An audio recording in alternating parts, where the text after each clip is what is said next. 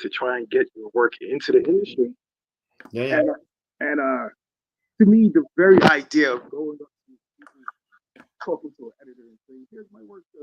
What do you think?" and getting a critique is just bring your camera, your microphone just a bit closer to us, so we can hear you. I'm so sensitive. Like, I don't want to hear anything negative about myself. I don't want to hear someone go like, artists very, very, very sensitive. Tell you what we're going to do. We're now live. So what we're going to do now, we've done a bit of green screen chat. We're going to we're now live. We're going to bring a bit of this and get into it. So here we go. You ready? 1 second. Right, 1 second. We're going to do a bit of this, folks. It's Jason Greene in the house tonight. We're just doing a bit of a green room chat, and now that's he is. A bit of this, folks, tonight, and just a lovely chat with him. You know what? Do this right then. Find out which button I'm going to press. Here we go.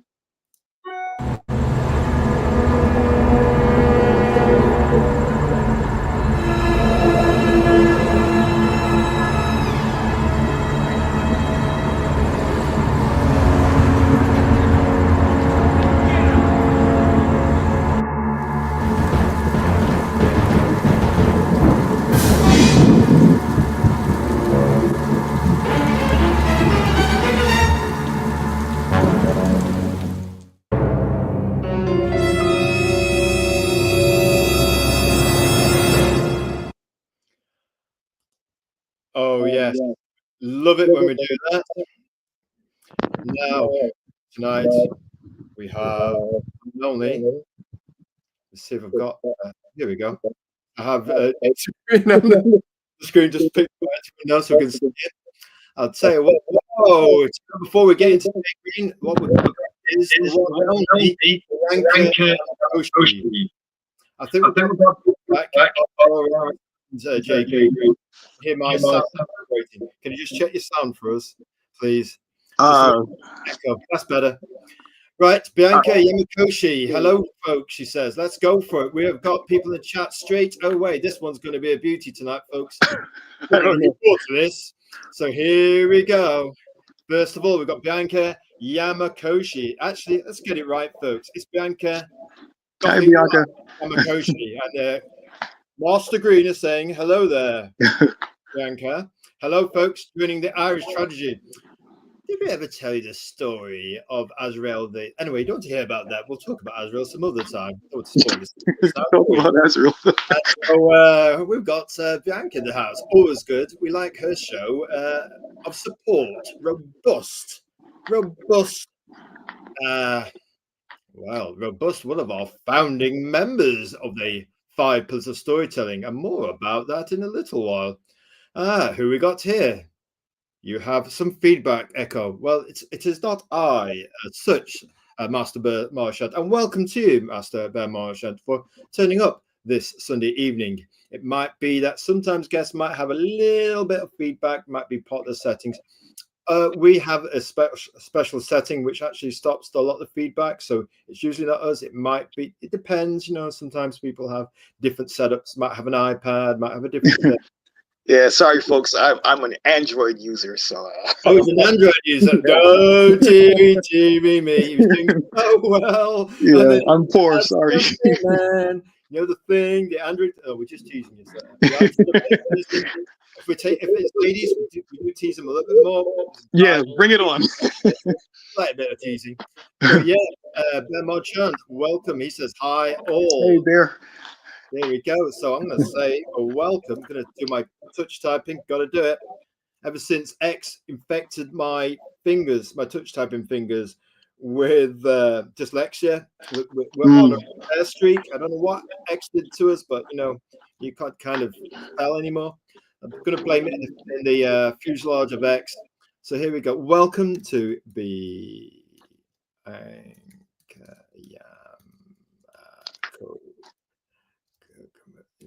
Bianca. There we go. Big smile for Bianca, and we're going to go for Bear Marchand. Bear Marchand. Welcome. So you got to do a bit just to get the fingers going again. And hello, Jason. So here we go. Hi, Bianca. Hello there. Cool to see. Doing this, I check it. I always double check when I spell people's names, especially if there's a lady in the house. Got to make sure you get the ladies' names right, Jason. You know what I'm saying? Oh, sorry. Just teasing you. Oh, Good to see Bianca Yamakoshi. Welcoming our special guest. Oh yes, so excited about today. Been looking forward to Jason Greene on the show. It's been planned for weeks. Very top secret. The great ether is a mystery unto itself. We're just a vessel. I feel like a celebrity. Oh yes, you're our current expert today, so we'll be channeling your talent with great interest. So, oh, here we go. It says here, "Evening, Jason. You sound fine." Oh, there we go, Oh, thank you. It's happening. Right then. So what we need to do next is, I think we need to go to the next slide. Let's get started, folks. We've got so much to do. So yes, great to have people already in the chat and giving us a bit of love to our guests and to the 5 pillars of storytelling. Prelude number 1. Here we go, everybody. Welcome to our little picnic a la Serpentine. Humanity is not about being flawless. It's about feeling, learning, and becoming better every day. You should instead build your value and scars. He who is brave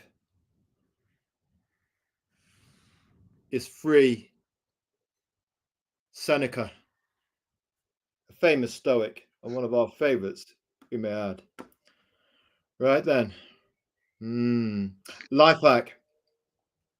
The more you are grateful for what you have, your health, somebody to love, and a purpose in life, that's the Trinity. Gratitude. Let us have it. Even those lilies and the geese and a horse, they care not. They live in the moment. Let us follow. Come and join us in the sunshine. A home.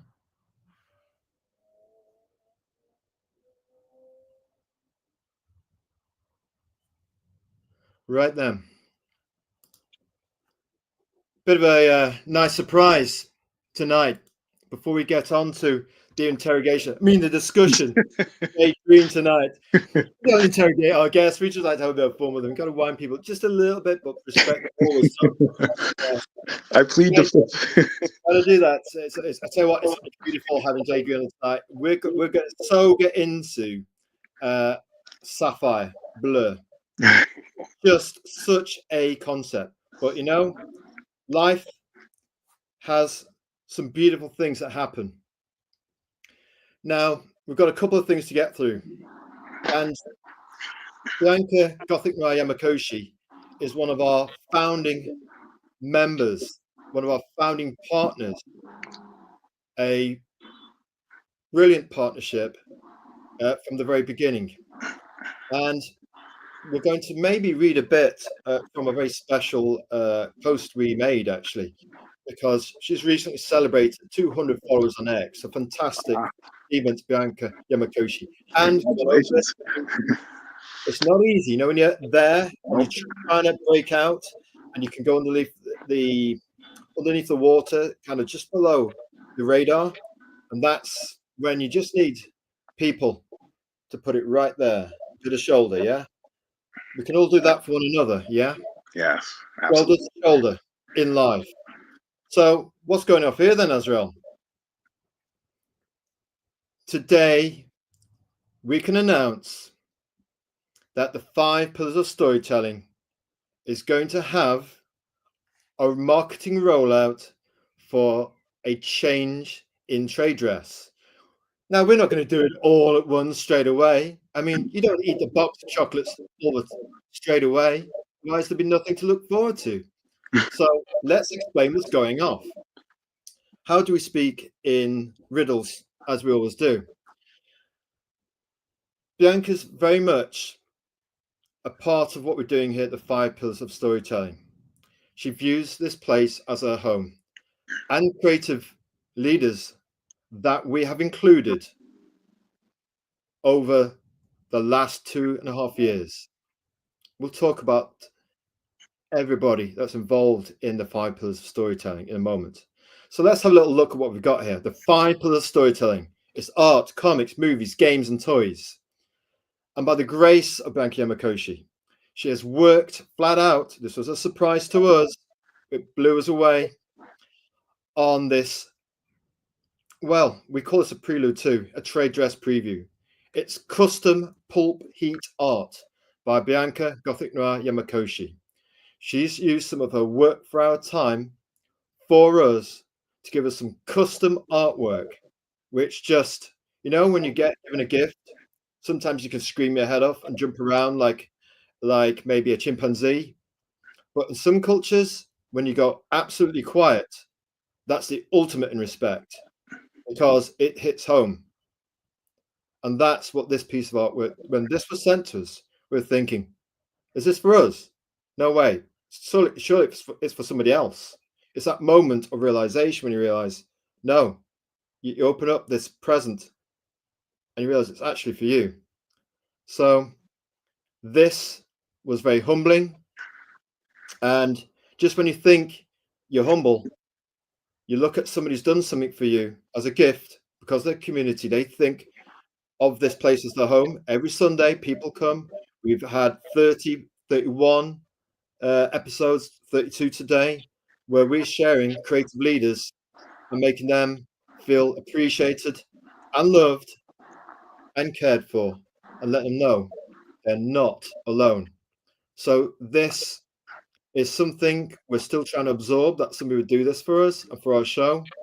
And we feel Bianca's always appreciated our value in terms of us giving to creators and taking that personal approach to give some TLC so we can push people forwards. A Sisyphean task, pushing that boulder with the shoulder. But if we all do it together, then we can shift that boulder.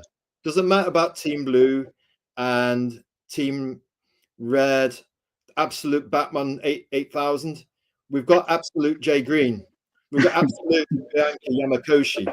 We've got Absolute Star Million. We've got Absolute Tomb of Reckoning with the Murphy by Brother Dio. I mean, we've got a lot of absolutes, and they're working indie comics with passion, courage, and conviction. So just going to take a moment to just admire that. I mean, look at that pulp heat. It's quintessential Bianca bringing the heat with that timeless noir movie feel, whether it's Japanese noir or traditional American noir. You can see there's a lot of culture in this. We've got art, comics, movies, Princess Amidala, Queen Amidala, rather. I swear to goodness, that's a Commodore 64 and a QuickShot Pro. And I think it might be an Atari. I mean, there's Batman there as well, and we love the art image. It's just, we can't say why it's classified. We can't say it, but we're going, wow. So just going to a little bit more quietness and just.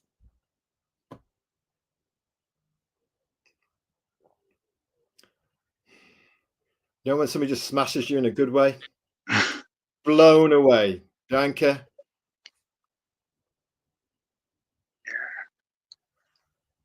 Azrael, big love for you. You must have worked like a champion. You are to make that. That's a lot of work. We know, as a fellow artist, we know you've worked hard on that. That's custom artwork. We will first of all, today's the preview. You've got to just gently roll it out with a bit of teasing, marketing wise. As soon as possible, we're going to roll this out on our YouTube sister site that we're on now, and then who knows where. this rollout is going to go next. So with Bianca's help, we'll try and get this up and running on our YouTube site. And just look at that. Hey, what can we say here? So anyway, so yeah, here we go. Master Bear, very cool artwork by Lady B. We agree. Lady B, Bianca Yamakoshi, is on the money with this. Some people over 2.5 years, they get to know you real well. You know what they say: the longer you know somebody, the bigger the cut, or the deeper the cut. So yes, no problem, Bianca. It's much appreciated.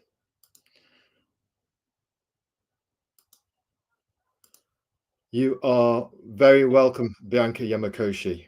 The honor is ours. Right. Thank you. I'll just type in the chat. Got to give credit. Thank you very much. Yeah, this is what I was saying earlier, folks. Like, Kyle is so amazing. The effort he puts into like promoting others and honoring others. Thanks, Jason. Appreciate that. Thank you. Now, somebody does it for us. We return the favor, like so. So Bianca Gothic Noir Yamakoshi, she is Bianca Yamakoshi, comic and illustrations. She's worked for hire and commissions, yeah. So if you want to hire her for a project, you've seen what she can do in terms of our trade dress. She is, we call her queen, mistress of her brief. Absolutely. And you can see it in her mood noir. Here's an example. Bianca Gothic Noir Yamakoshi, celebrating 200 fellow creators on X. I'm eternally grateful for making me stay so I could leap into a new journey with you. Meeting like-minded souls is my path's find. And to think I was about to leave this platform, work and commit. Now, just get a bit of people. Right, here we go. Here we go. Let's see if we find it. Yes, here we go. Just looking for it. Just see if we can catch it.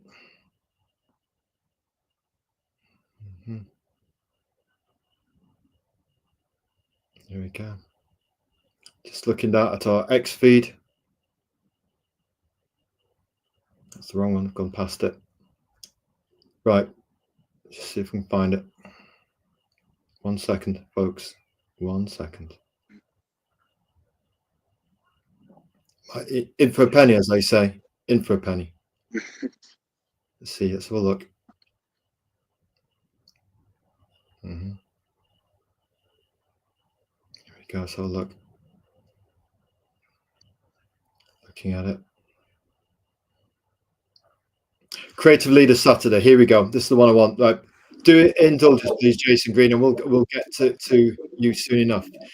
Creative Leader Saturday. We've decided to rename our follower Saturday. We don't tend to think of creatives, Jason Greene, as followers. Yourself, resident expert on this show tonight. Follow Saturday has been changed to Creative Leader Saturday.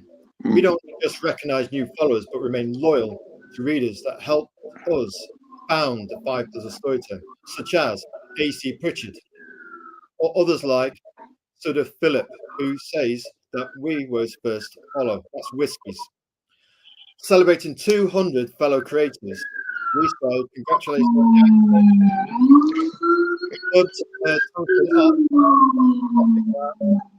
A title she liked and graciously agreed to. A milestone like this shouldn't go unnoticed. Indie artists and creative leaders of all types work long hours, often for scant reward or fiat currency or recognition. Though Bianca did earn herself a 5 Pillars of Storytelling Recognition Award for 2024 for her unique creative art process and dark blade inking style. The 5 Pillars of Storytelling supports artists in that very tricky area, 1 to 1,000 plus area of gravitational inertia, where their hard work can sometimes go under the radar, unnoticed by way of degree, and perhaps underappreciated as the impressive, quiet charm of indie comics, at Reckoning Comics by Brother Dale, who does the Tomb of Reckoning, and it's about a werewolf called Murphy and a black ops team that are trying to hunt him down. So, but Brother Dale is full of charm. He's just another one that's been with us since the beginning. We remember gently urging Bianca Yamakoshi to reconsider her decision and to not leave X. I remember it like it was yesterday. As a vibrant indie comic community, regardless of who owns it, all the people on these social media sites are owned by billionaires. So it doesn't matter where you go. Yeah. If you hit them the wrong way, they'll just vaporize you and you're off the platform. They have to play the game. Yeah, we got vaporized off Instagram.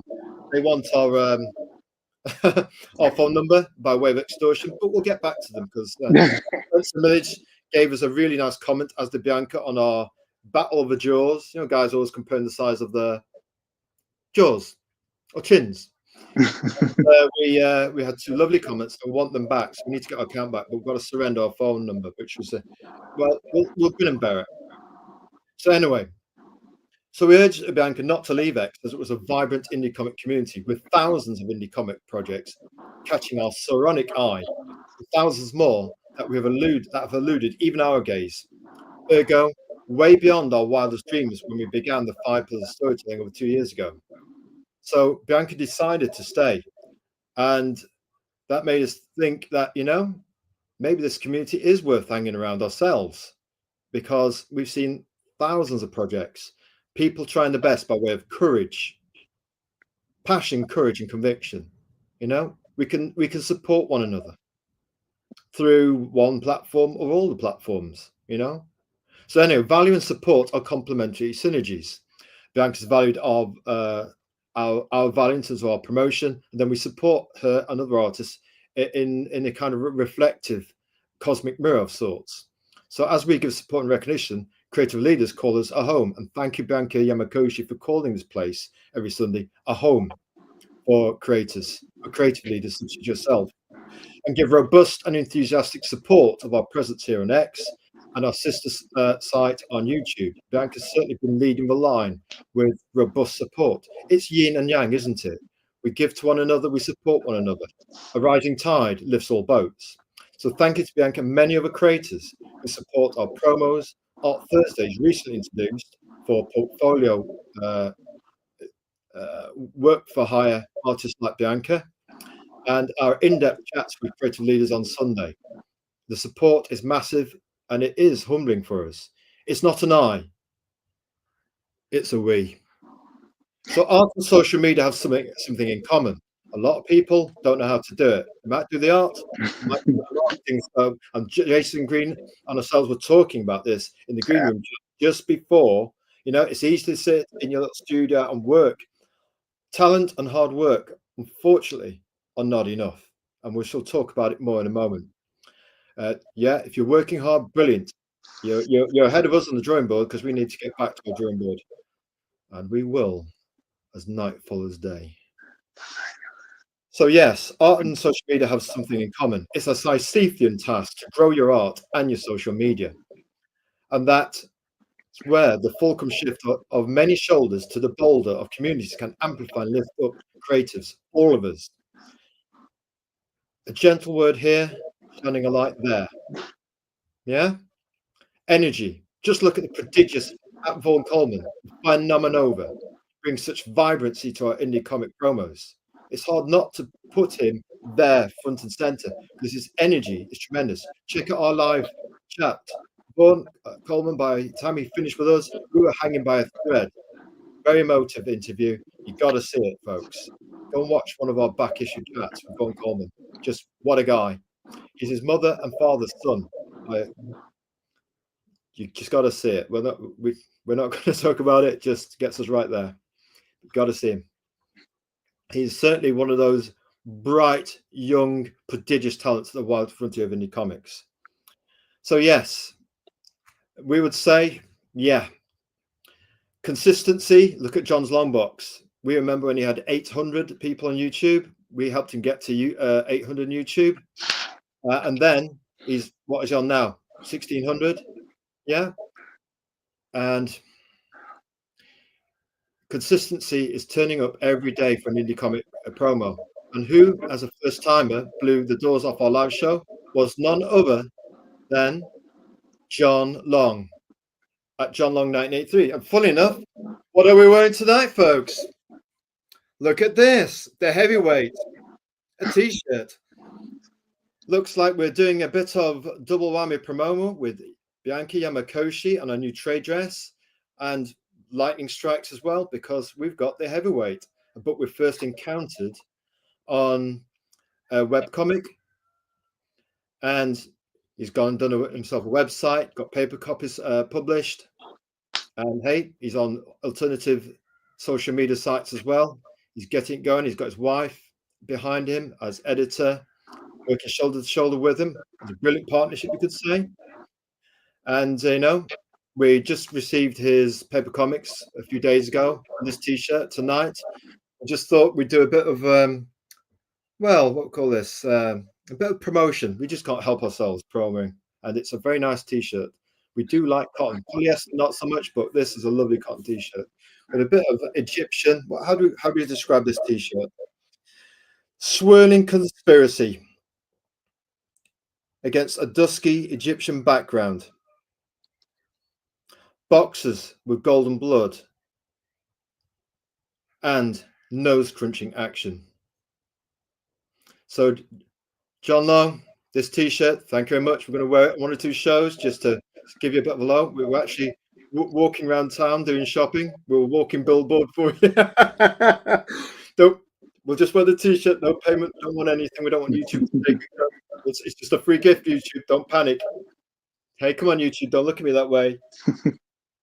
So anyway, we've looked at thousands of projects on X. We remember fondly when we started our positive promo journey around about the same time as Star Million 88 of the existential noir Orium Saga, which we've backed. He's been with us on the positive journey since the beginning. And others promoting indie artists and indie comics. Yes, X, where allegedly good things happen. Just saying. So, yeah, allegedly.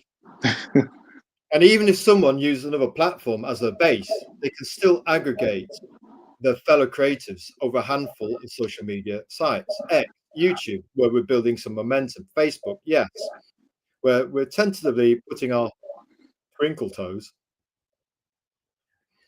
to help put our twinkle toes in the water over there on Instagram, providing we can surrender our phone number to Team Zuckerberg.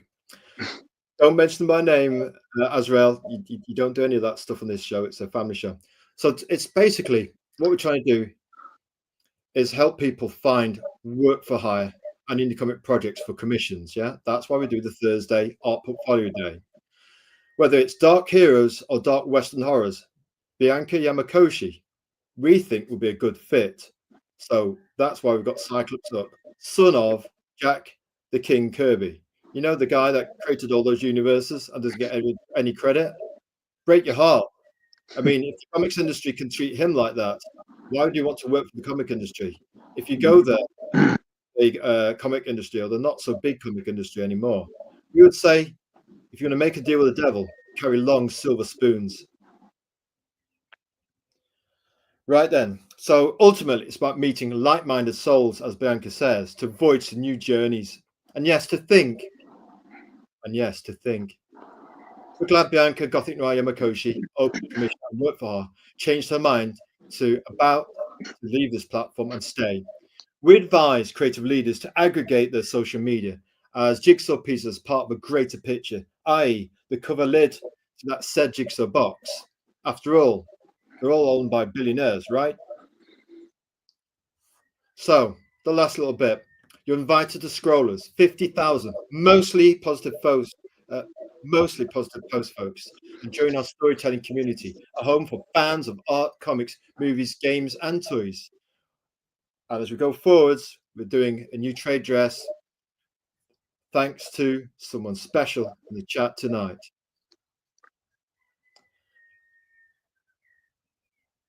So, we would say, join us. We specialize on Indie Artists, Indie Comics with Indie Comics promos on Sunday, Wednesday, Friday after 4 p.m. London time, Greenwich Mean Time, Britain, UK, where freedom reigns. Behave yourself, Azrael. As well as Hot Thursday, Hot Portfolio Day for those indie comic creative leaders. We try our humble best to promo, I'm going to say this very carefully because it's a family show, the crap, we're talking French pancakes, folks, out of you. With our latest promo theme, it's called the infamous Late Night Love 16-hour soft pin overnight post featuring window shopping from our hard-pinned indie comic promos. And we're giving you 16 hours of late night love. Know what you're thinking? Half an hour to 3/4 of an hour from Azrael? No way. We give people 2 hours on this show when we prepare the show. And if we're going to do some overnight, we're looking at 16 hours. Just saying. We just love the deep promotion. So anyway, if you want to know the who, what, and why of creative leaders in the indie comic community, there's our open invitation letters that go out to creative leaders we admire for their passion, courage, and conviction, issued by way of a dark nexus itself. What do you think? We're in charge? We're not in charge. So listen whilst you draw or do housework with at FAO Crenshaw, or come join us in the chat this Sunday live show. Oh, we're here now by way of time machine. So listen if you have ears. That is our celebration, not just to Bianca Yamakoshi with her magic 200 plus and counting, and for her doing this extraordinary trade dress for us. Actual, genuine custom art. It's our thank you to our founding members, of which Bianca Yamakoshi is one of the 5 pillars of storytelling. And we just can't help ourselves. Just one more. Just 2 actually. Bianca Gothic Noir Yamakoshi worked for high commissions. Here's some Watchmen, that famous psychological scene where Rorschach is doing the blot test. You've got red for passion. You've got blue for cool, distant, and detached. Hero with a heart, you might say, or a broken heart, who has not known love as a youngster, and the fallout of that as an adult. It's right there, folks, in Rouge Red and Bleu pencils, side by side, the most unique pencil art style with dual pencils we've ever seen. And of course, we can't not feature the inks here with dark blade Tothian school of Gothic Noir. We have dubbed it, and Bianca agreed to that term. It's film noir at its very heart. I mean, just look at that. It's a matter of time before the jobs start rolling in. Roll that dice, it will come. The 200 came, and so will work for hire. Now, yeah, just 1 second, folks. You can't just skip past Daredevil, one of our favorite characters. Bianca Gothic Noir Yamakoshi again, work for high commissions. Just let you know, if you come through the stream and see this, you're thinking, who's a Daredevil artist? Bianca Comic Noir Yamakoshi. So she's busted herself. We don't know how long making that trade dress. So just to give a lady 10 minutes of our time, it's the very least we can do. You know, it's called respect. So here we've got Daredevil, almost Dantean, and the Kingpin, Nemesis. And this reminds us actually of Gene, the Dean of Darkness, We loved his melodramatic Daredevil art, which was a swirl of dark shadows. Funnily enough, what we got here, film noir, Gothic Noir shadows. And when the blade gets cut on the page, you've got Tothian black and white art. It's got depth, it's got props, it's got backgrounds. It's telling a story. All we need is the speech bubbles. Even without that, it's telling a story. You're actually going in. It's almost Hitchcock. You're going in to the layers of this wild world of Daredevil, Man Without Fear, and one of our all-time favorites, by the way. Bianca, most worthy. Right, let's press on. The 5 Pillars of Storytelling Live. Azrael chats 2. Jason Greene. You know what we do here? It's art, comics, movies, games, and toys. Art goes into comics. Comics get made into movies. Movies are dwarfed now by games. Yeah, you might get all sorts of distant horizons that people play on their PlayStation 5s. And obviously, games are good, but what's even better are toys for adolescent teenagers. Take about Azrael. Sure, we're a bit strange and weird and all those other words, but so is everybody else on the planet. 8 billion. We don't call them divergent people. We call them unique souls, beautiful, unique souls. So yeah, best playground is in your imagination, because if you tickle that, who knows what could happen. Bring the heat of storytelling. Right, it's Sunday, the 15th of June, everybody. It's Sapphire Blue. It's 7 p.m. Great Britain. And we've got a lovely little chap holding up. Is that a golden pint of something liquid? Boy, wouldn't you like to share those with somebody special, huh? So please like, comment, and subscribe, or follow in X language. It's only take you a second. Go and do it. Maybe Bianca a nice little follow on X. Maybe give Jason Greene a follow on X. Yeah, and let's give a bit of love. It takes a few seconds to give a follow. It helps us grow the channel, grow the cake. The bigger the cake, the more we can say a gentle word to people like Jay Greene, and shine a little bit of light, shine a bit of love on creators like our current expert tonight, Jason Greene. Right, press on. Right, host introduction. Just in case you've forgotten what we just said, don't worry. We're going to be quiet in a moment. We're going to sit on our hands and put gaffer tape on. Host introduction. Hello there. Welcome to the 5 Pillars of Storytelling Live, where we talk comics, movies, games, and toys. Azrael, you just told us that.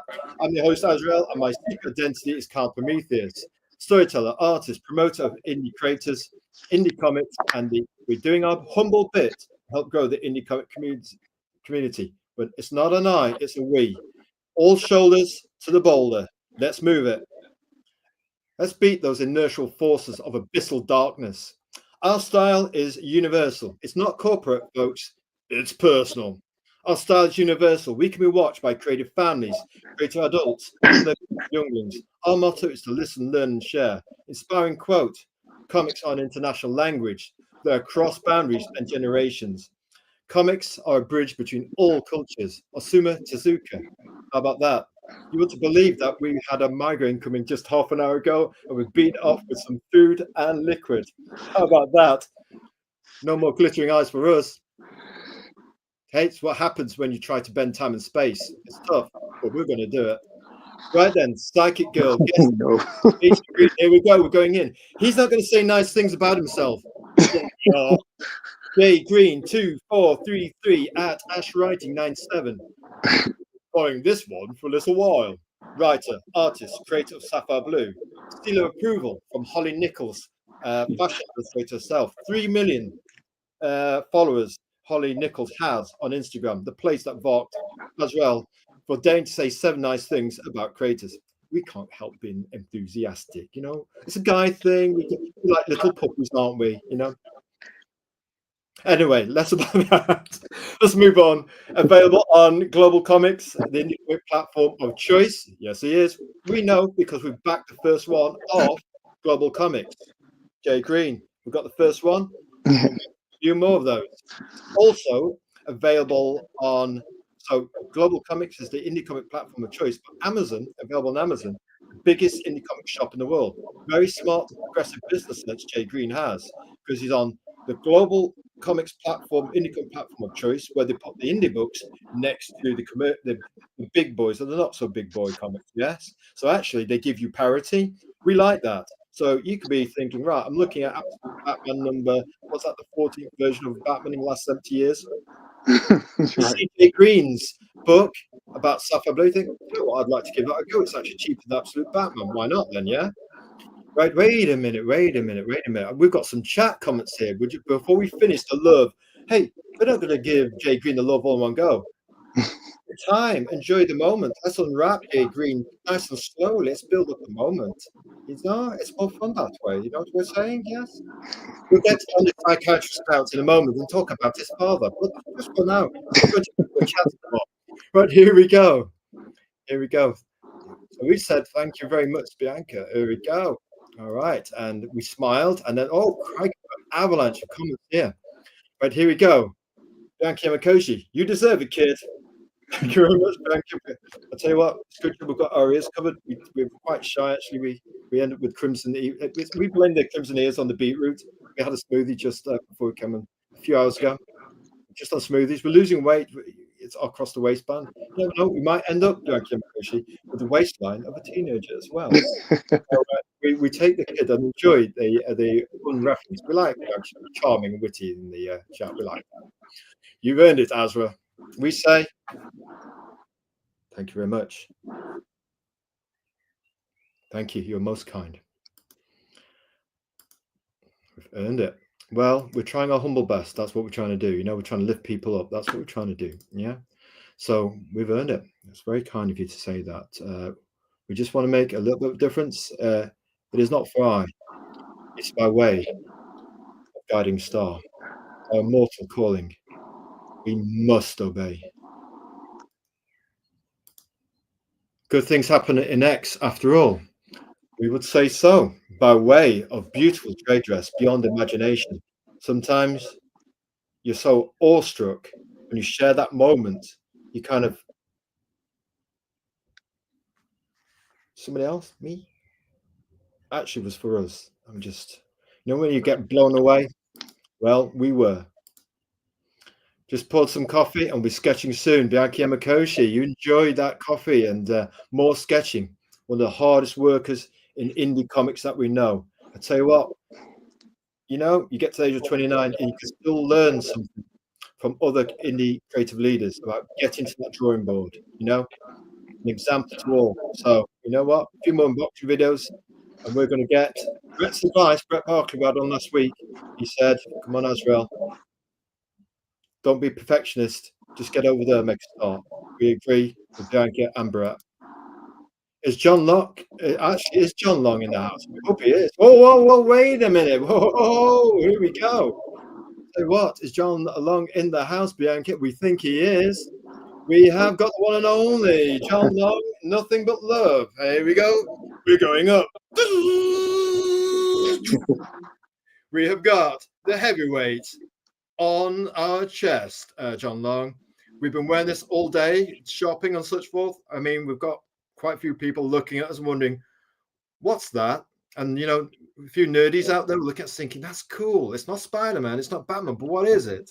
If you just had a little web address just slightly underneath so they could maybe have a sneaker where to go, but if they ask us and stop us, we'll tell them what it is and where to get it from. In fact, we may just accost people around and say, you know what this is? That's probably the best way to, do you know the directions to do this, that, and the other? We'll say, yeah, while we're here, can we just sell you this book? It's not ours, but we want to sell it to you anyway. You wouldn't do that, Azrael, would you? You wouldn't kind of cold call people in public. Don't double dare us. Just don't double dare us. Just saying. So yes, here we go. Hello, Jay Long. Saying a hello there from Bianca. And what's up, Bianca? John Long, or as we call him, John Heavyweight Long. Check out his book on his website, and it's on Global Comics, 7 chapters. If you want the paper comic, it's on his website to order, including this rather snazzy t-shirt. Azrael, behave yourself. You just showed us that. Right, here we go. Right, here we go. Having some coffee and greeting the family before sketching. That's what we like, greeting the family. A bit of home love from Bianca in the chat. We like that. Oh, here we go. A deal with the devil or a deal with Azrael. Oh, Azrael, you look in riddles and you look so coy. Well, a deal with the devil, Bianca, or a deal with Azrael. That remains to be seen. Devil with capitals, but of course. Getting ready. Who's getting ready? Oh, getting ready to get on the grill. Oh, yes. Hear the sizzle. That's heavyweight. Come on, Azrael, behave yourself now. Come on, we've got to get on with interviewing the guests, chatting.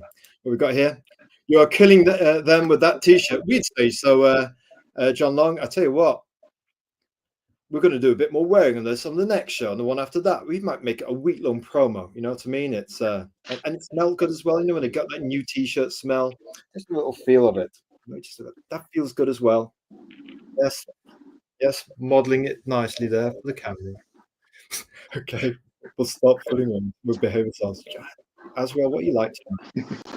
We had an early night's sleep. What can we say? We now have the enthusiasm of a teenager. Some special someone out there helped us with our sleep pattern, and we are eternally in debt to that person. Thank you very much. Got the screenshot. By lightning, by thunder. Hey, screen grab. They've not been screen grabbed. You know what we're saying? I would call Azra kids since I'm a 72-year-old lady. Well, somebody's got to be older, haven't they? Of course, it's got to be like that.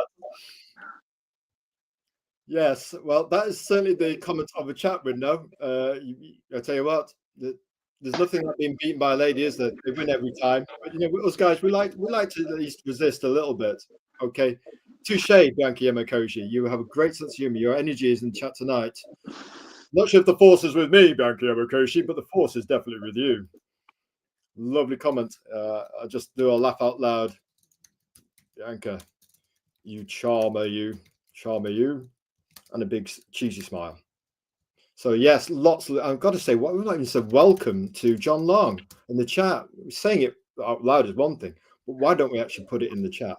Welcome, John Long, bum bum bum, and then we do a nice smile. Oh, by the way, just one thing before we get on to Jay Greene, that's coming next. John Long, you know what we did when we unpacked everything? We filmed it, so it's an extra promo for you. We're going to try and put it on live on our YouTube channel tonight. A little bit of a gap between us saying we're going to do it and doing it. It's a guy thing. Guys, they say they're going to do something, then it happens about a year later. It's not a year later, but probably about a few weeks. Hey, John Long's show was a record breaker, 165 plus views. The chat that night was rocking like it is tonight. We had Bianca Yamakoshi, creative leader, in there. We had Bear Marchant in the house. We had our business mentor, Sarah Grocott, in the house. Absolutely 5-star business mentor.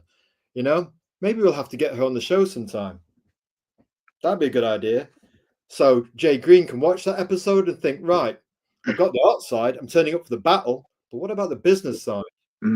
Just giving you a little hint as to future horizons, Jay Greene. Right, sir. Right, here we go. Let's finish our bit. So it's available on Global Comics. The indie comic platform of choice is Sapphire Blue, and the biggest indie comic shop in the world, Amazon. Welcome to the show, the one and only Jason Sapphire Blue Greene. You had to wait for it, but here it is. Thank you very much. Hello, everybody all over the world who's watching this show. You know what? That winning smile, Jay Greene. That's great for us. We love people with smiles. You know what? On ladies, it looks great. On guys, it also looks great. Even though you're apparently being moody. I've been told it looks creepy, but lovely smile, sir. Jay Greene, by the way, this is our happy face. Just letting you know. This is a smiley, by the way. Yeah. Okay. Right, let's go straight in. It's Global Comics. You go to Global Comics, and this is what you see. Yeah. Yeah. And you have got the first few issues of Sapphire Blue. Tell us about it being on Global Comics, Jay Greene, please. Off you go. Well, those what you're seeing there, those are the mini short story throwaway issues, or not even really issues. They're just short stories that I write that don't fit into the main series. The main series is actually called Sapphire Blue Apocalypse, and that's where I do my main writing, main artwork. And is that on Amazon? Yeah, that's also on Global Comics too. It's not on Tapas. No, these stories were originally on Tapas, and I didn't care for the platform, so I decided to go with Global Comics and try my luck there. And yeah, these are these are just throwaway little stories that it was like tasters. Yeah. And I think I I think the intention when I first started to do them was that I wanted to explore her teenage years, and but I didn't want to do a full series. So I just whatever little ideas I had, I would just bang them out real quick and put them out into the world. So there's the Amazon stuff, which is almost like the cosmic side of things, and then you've got these Yes, little tasters of a younger life of right. global comics. Got you. So there's two things that confused us a little bit, but Yeah, I can see now how that it you is. explained it to us, we want both. And the Amazon stuff is actually also on Global Comics as well, but it's called Apocalypse, and Right. So it's called Apocalypse. So we need to look for Apocalypse on yeah, Global Comics. well, Sapphire Blue Apocalypse, and Sapphire Blue yeah, Apocalypse. We'll look I for that. think like once you just start typing it in, it'll just pop up. And, Right. So going to look for that after the show. yes, So that's on Global Comics. This is the younger version of it then. right, This is the younger stuff, yeah? yeah. Okay, these that's fine. stories, these stories, I'm a little embarrassed by because They they're look just, great to us. Mhm. They look great to us. It's interesting how creators can be embarrassed by this stuff. Yeah, It's it, great. it's That's me. It's me tapping into like my teenage angsty self, and the teenage. Please, you yeah, the this version of with me love. who it's the version of me who hated the world and I just didn't get it, and everything was woe is me, and I was so full of angst, and it's me taking those emotions and just that I can remember having and just pouring them into my art, and it's a little embarrassing, especially being a male trying to write from a female perspective. You know what? Sometimes, You know what, Jay Green? I tell you talk to what. me. Your feminine outlook on Blur, on Sapphire Blue is quite remarkable. I think you are doing a great job in that respect. I know you tried to laugh it off, but I'll tell you what, guys writing women, not so easy, but No, we think you've done a great job actually. Very sensitive, very sensitive. We can tell you're a sensitive creator and you've got a great sense of humor. So that sensitivity you have, you definitely bring it through your work, in our humble opinion. I hope so. I try. The I do tend to write it off, but at the same time, it's somewhat personal to me. Like I put every bit of my soul into every work that I do. So even the bad stuff, the good stuff, it's all me, and it comes from a place that sometimes I don't understand it, but I'm very appreciative to have art as an outlet for it. So for you, it's almost cathartic, you know, the suffering, the creative suffering of life, the world that we don't understand and the forces of darkness. Your art, perhaps almost therapy, it's cathartic. It's a way of channeling your emotions, the good emotions and the bad emotions, almost like harnessing your emotions in a positive way through your art, as opposed to taking other methods of expressing yourself, which might bring us down to the kind of art path. You're actually going through a choice of of the light by channeling your art and working through your emotions, because we've all got a choice of the devil and Absolutely, angel. Actually, absolutely. we've forgotten which side it is. Is that one the devil and that one's the angel? Right away, do get mixed up when we consult them from time to time. But yes, we have. Absolutely. Yeah, go on. And I never really think about it too much, but sometimes I feel that if I didn't have art, I don't know what I would do with my life. I would go crazy. Art is such a it, it's incredible. It's such a great way to express your inner self, and uh Does it ground you almost in a way? It provides yes, a foundation for your life. yes, yes, yeah. And so I've been drawing all my life ever since I was a kid, and I don't even remember what age I started drawing or what my first drawing was. Um, it, my earliest memory is being at home one day with my mother. I was like sick from school or something, and she drew a picture of Lou Ferrigno's Hulk for me. And I remember just looking at that and being like, "Oh, I think right then and there, I must have been 5 or something, and I knew that this is what I wanted to do with my life, uh, art. And I've been drawing for as long as I can remember. Wow, we need to get into this. Jay Long says Yeah. just start following on Global Comics and add it to my Oh, library. There you go. You've oh got thank your you work so much. already. How about that? Thank you so Excellent. much, Jay Long. We do this show. We build bridges. Thank you. I appreciate every follow and every like and every view I get. It's Excellent. Thank you, John. Appreciate that.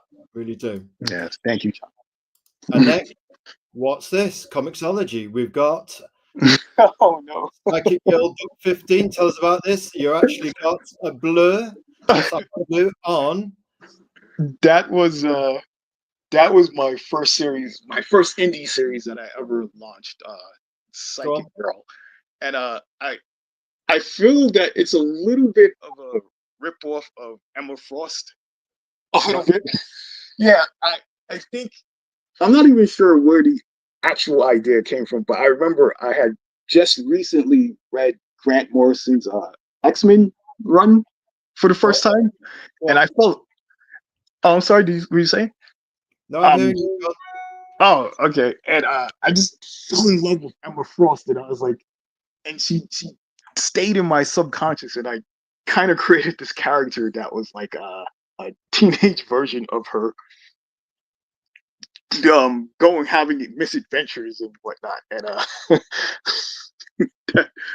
and that's what that series was. But Did this morph into Sapphire Blue then, which is also on Amazon? So almost in a sense, I prefer. yes, that book. I learned a lot working on that book. I started off on that book. I was doing traditional art with pencil, paper, and ink, and from there I switched over to digital in like the last couple of issues. And I I never went back to drawing on pencil and paper again. I love making digital art. It Is saved me. the reason for that? Why is it more time efficient, or Yes, prefer it?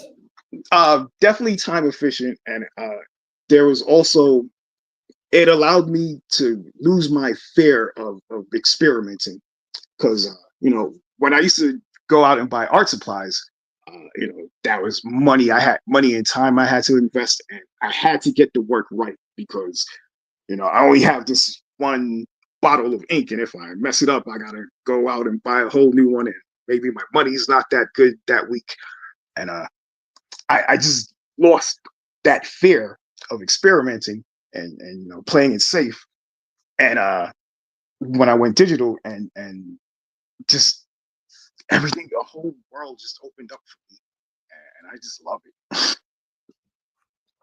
So you've done pencil, you're doing digital. For you, it Yeah, going digital almost that fear of wasting resources or not having the money to get the resources, yeah, where you could draw without fear of thinking, well, I've got an infinite art shop in mhm, my iPad or my computer or my laptop, whatever.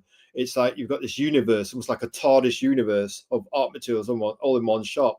That's free as long as you've got electricity to power your computer. Basically, you've got an art shop, and it exactly. and an infinite canvas where you can just have infinite pieces of paper. Yes, yes. Now, I tell you what, the battle between traditional and digital will rage on until the stars fade. So we understand people are traditional. I mean, where is it? We're going to be cheeky here. We normally Okay. our materials, but let me see if we've got it here. This is our staler, which we'll pry from our dead hands. It's going nowhere but on our drawing board to draw with. Yeah, we've got 2 of these. One is backup. This is our oh baby, where you been all my life? So I used to use, and I And this an Apple Pencil, which is yet to Woo, be unopened. nice. That's Open it, Kyle. a year old. We still haven't pierced the cellophane. Have a look. Let me show you. Oh, hey, folks, it's live. We're comparing art materials live. Yeah, Are you sure you're ready for this, folks? It's a bit intimate. what I used to draw with. Where is it? Hold on here. And we have a traditional pencil as well. Okay. Blue or red. So I don't know if you can see what I'm holding up here. Hello there. Yeah, I think this is a 102. Uh, can you see it? This is a 10.102 nib dip pen, and I used to draw entire like 32-page comics with this, and I wanted to I wanted to kill someone. It took you to the edge, but Yeah, digital was healthier for you. no. And other people, like other art friends that I had, they were using markers, and they were like, "Why the hell are you drawing?" I'm sorry, I don't mean to curse, but why are you drawing with a nib? Like, use a marker. And I'm like, no, it's a better line. The ink looks fresher and crispier or whatever.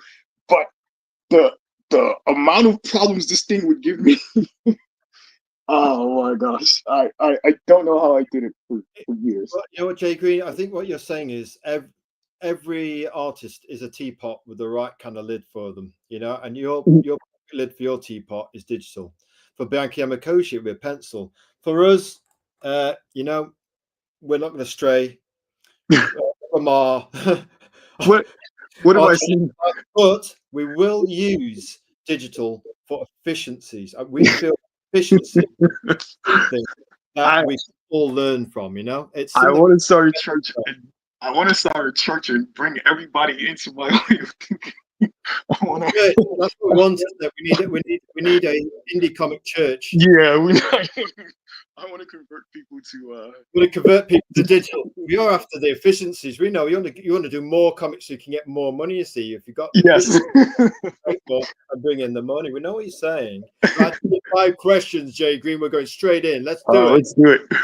Right, who is Jason Greene? Storytelling influence, comic journey, movies, and music. If you were a rock band or a musical band, which one would it be for your business, for your indie comic business? Would you be something like the Eagles, Queen? I don't know. Enya, something sensitive. So, who is Jason Greene? Tell us about Oh my God. your So, comic journey, movies, and music. so going with the musical analogy, uh, in my mind, I like to think of myself as the Beatles, but I'm probably more like some weird indie band who Well, never. which indie band would you be? What weird indie band would you be? Oh my gosh. Uh, has anyone ever heard of this band called Tennis? Come on, folks in the chat. Anybody heard of a band called Tennis? He gets our analogy straight away. What band would you be? When you're creating at the drawing board, you listen to some music, or maybe just creating silence, but you think, if I was a band, I'd be Tennis. I've not heard of it, but if you've heard of Tennis, I'm pretty sure no one's ever heard of it. But we're going to put that on YouTube later. We're going to listen to a bit of Tennis, yeah? So keep going. okay, so I'm pretty sure no one's ever heard of them. I think it's a husband and wife duo, and they make these beautiful, beautiful songs. When they first started off, they sounded like the kind of music you would probably hear in an Old Navy commercial. It's the best way I could describe it. It maybe sounded like surf music or like that kind of musical style from the 1950s. Almost like the Beach Boys. A little bit like the Beach Boys, but maybe more like I can't even think of an artist right now. But yeah, we'll go with the Beach Boys. And they kept every time they put out something new, they evolve to something completely different, and it's always amazing. I can't recommend them enough, even though I'm not here to promote them, and they already. Tennis, we're going to try them. We're going to hunt them down because we like stuff like the Beach Boys. Okay. Before Queen, there was Beach Boys in the 50s and 60s, and the Beatles, harmony, music. What about your storytelling influences and your comic journey? How did you get here with your comic journey, and what is storytelling influences? Is there anything in movies that kind of inspired you to create Sapphire Blue? Movies? I would probably. Oh, okay. So origin time. So when I was in my 20s, I was supposed to be in college, but I was sitting at home watching like cartoons all day. Which cartoon is your favorite? Well, favorite, of course, Batman the animated series, but Of that didn't course, that classic didn't animation, classic. classic, Rest in classic. peace, Kevin Conroy. Uh, but that didn't lead to Sapphire Blue. What led to Sapphire Blue is I would have the television on and be too lazy to get up and change the channel, and Sailor Moon would come on come on my television at some point, and I hated Sailor Moon. I hated everything about this cartoon. It was too cute. It was girly, no offense, and I would watch this cartoon and think to myself, if she went up against a real threat like Darkseid, Jack Kirby's Darkseid, she Yeah. would get torn apart. And from that little seedling of an idea, uh, of a thought, that's where Sapphire Blue came from. Just wanting to see like Sailor Moon get beat up by Darkseid. So it's really Sailor Moon versus Darkseid. That's what Sapphire Blue is. That was the Awesome. What can you say to that? That is what you call that's inspiration, isn't it? We love that. it's a terrible idea, but from it, like I created a character and it evolved into something of its own. And and for the record, nowadays I do like Sailor Moon because I can look at all forms of art now and I can appreciate the work and the beauty that goes into it. But when I was in my 20s, I hated everything. Nothing was cool. And especially not Sailor Moon or Pokemon or whatever. But I've learned to appreciate many different forms of art all over. Do you find, Jay Green, as you get older, your Yes, perspective changes? Something you might have hated when you were 21, when yeah, you become 29, you can see a movie differently, you yes, see life differently, and you can appreciate people and things for the different qualities rather than the deal breakers. The right, actual bridge building is more important than the bridge destroying. To actually yeah, say, I hate that, we don't like that, and the little things. It's yeah. I, almost learning the love life for the things that separate us. If you can get over the things that you think, hey, actually, he's a good friend, and there's a few things that are a bit with him, but he's got the raw materials. And you can also say that about ladies in the Kindy Comics community. Whether it's a kind of movie or it's a book or it's a piece of art, rather than thinking, right, don't like that, don't like that, don't like that. At the Five Pillars of Storytelling, what we say is we go through everything that we see and go, right, can we say something positive about this? One thing, at least one thing. Come on, you've got to be able to. Two, three, or four or more. And then you start building bridges with people. It's too easy to just say something negative, because you might be angry. yes, And when we're younger, when we're teenagers, we're angry with everything, with our parents and all the things we want to do, but we get through all the barriers. Even when you get older, it can be like that. So yeah. showing yourself through your art can be a very healthy outlet to almost get a perspective on gratitude and the things that are really important, like your health and other such things. If you've got a and purpose, and it can help you appreciate the world around you. See things not just from your perspective, but from other people's uh, point of view, and see what they're going through, and see how they see the world, and absolutely. yeah. So for you, it was your storytelling influence is Darkseid, taking out Sailor Moon. I mean, I tell you what, that is what we call target audience right there. We think there's readers for it. Let's move on then. What does Jason Greene create? Elevator pitch. Azrael has flown through time and space to the Americas, and he's landed on the ground next to your convention table. Because things like water, shallow water, and a few pebbles of land of little consequence to me. Mhm. So if we were to do that and land on the Americas, we'd be thinking, okay, where do we go? And what we do is think, Jason Greene, we walk up to the convention table. What are you going to tell us to make us buy Sapphire Blue? Give me your elevator pitch. As many words or as little words as you like. Go, Jay Green. Oh my gosh! Honestly, I don't think I could ever elevator pitch this book. it's too strange. It kind of, for me, it defies genre. I it it's it's too crazy. Yeah, honestly, I don't know how to even describe it and put it into words. Uh, because it's something that it keeps evolving. It was supposed to be a simple 6 issue story when I first started it, and it it just kept growing and growing, and I just throw every single crazy idea that I have into it, and it just takes on a life of its own. So I don't really know how I would ever pitch this book to anyone. All I can say is it's the great thing about this series is that it being created by an indie creator, Go on. uh, you can you'll never know what to expect because it's something where I can do anything, just anything. I'm not held back by a like company.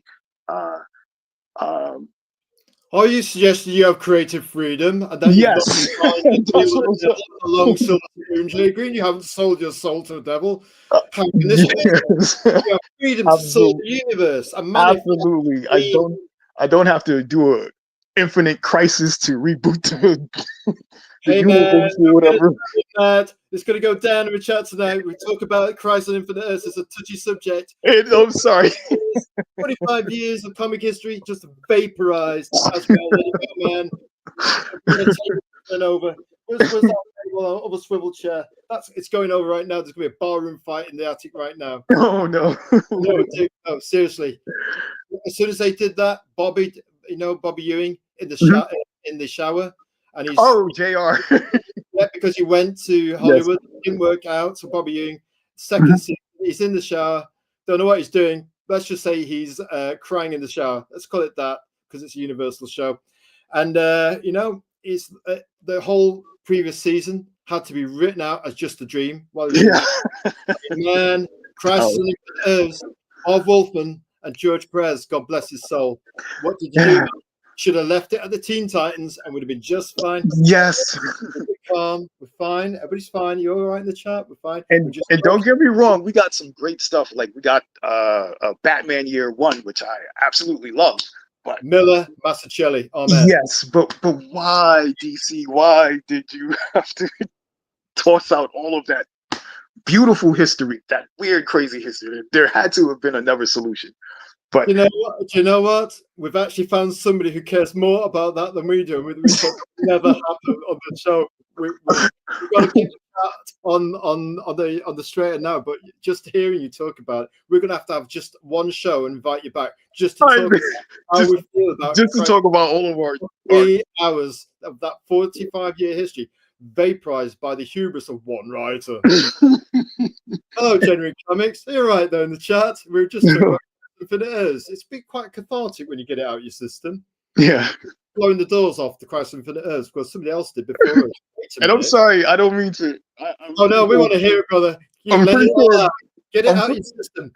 I'm pretty sure there are people who love Crisis on Infinite Earths, but Yes, they better not be here in the chat tonight. yeah, exactly. You hear us, brothers and sisters?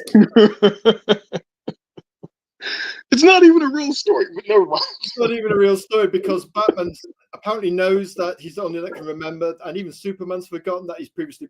Stop it, Azrael. Behave yourself. Apparently, Bianchi Yamakoshi that Azrael is 29, has just graduated college. So Oh, congratulations! I'll tell you what, Bianchi Yamakoshi, thank you very much. You obviously can read our hive mind, all three of them. Yeah, At the last count, and that is such a big deal to graduate college. I yes, respect anyone who do it. we liked it that much. We graduated twice, but that's yes, nothing like a higher degree in computer animation. We didn't do anything with it, but it was nice to have a vanity project to be sure. Azra's 29. That's news to us. Thank you very much, Bianchi Yamakoshi. Hey, ladies always know about these things. That's just what we're saying. Yes? Bianchi Yamakoshi.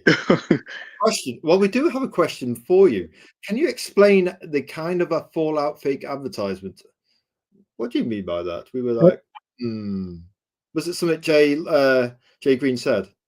Anyway, we shall leave her to ponder that. So yes, 29, and we stopped. We kind of stopped those. Yeah. Sorry, yeah, I mean, sidetracked. raised by ladies. What can you say? You don't Oh talk yeah. ladies, do you? Not if you know what's wise for you. The last time we challenged a lady by way of guiding star, we got one right there. You can get away with mocking guiding star once. Was an accident. Twice was stupid. There wasn't a third time. We can still feel the handprint right there. And yes, we earned it. Right, moving swiftly on. Hello, welcome, Genuine Comics. Hope you got a question cooking. I tell you what, here we go. Wow, that's a unique art style. Jay Green, tell them about your unique art style. Genuine Comics wants to know about your unique art style. It's almost like fashion illustration, come expressionism. Well, I think the short answer is that it's a little bit of fashion illustration, and I'm trying to like marry that with like sequential comic book art storytelling. But the long answer is it all started with Barry Wintersmith. Barry Windsor-Smith, we can see it now that you say that. Go on, we're listening. Okay. So this is a long. I'm gonna ramble a little bit, and I'm sorry, Kyle.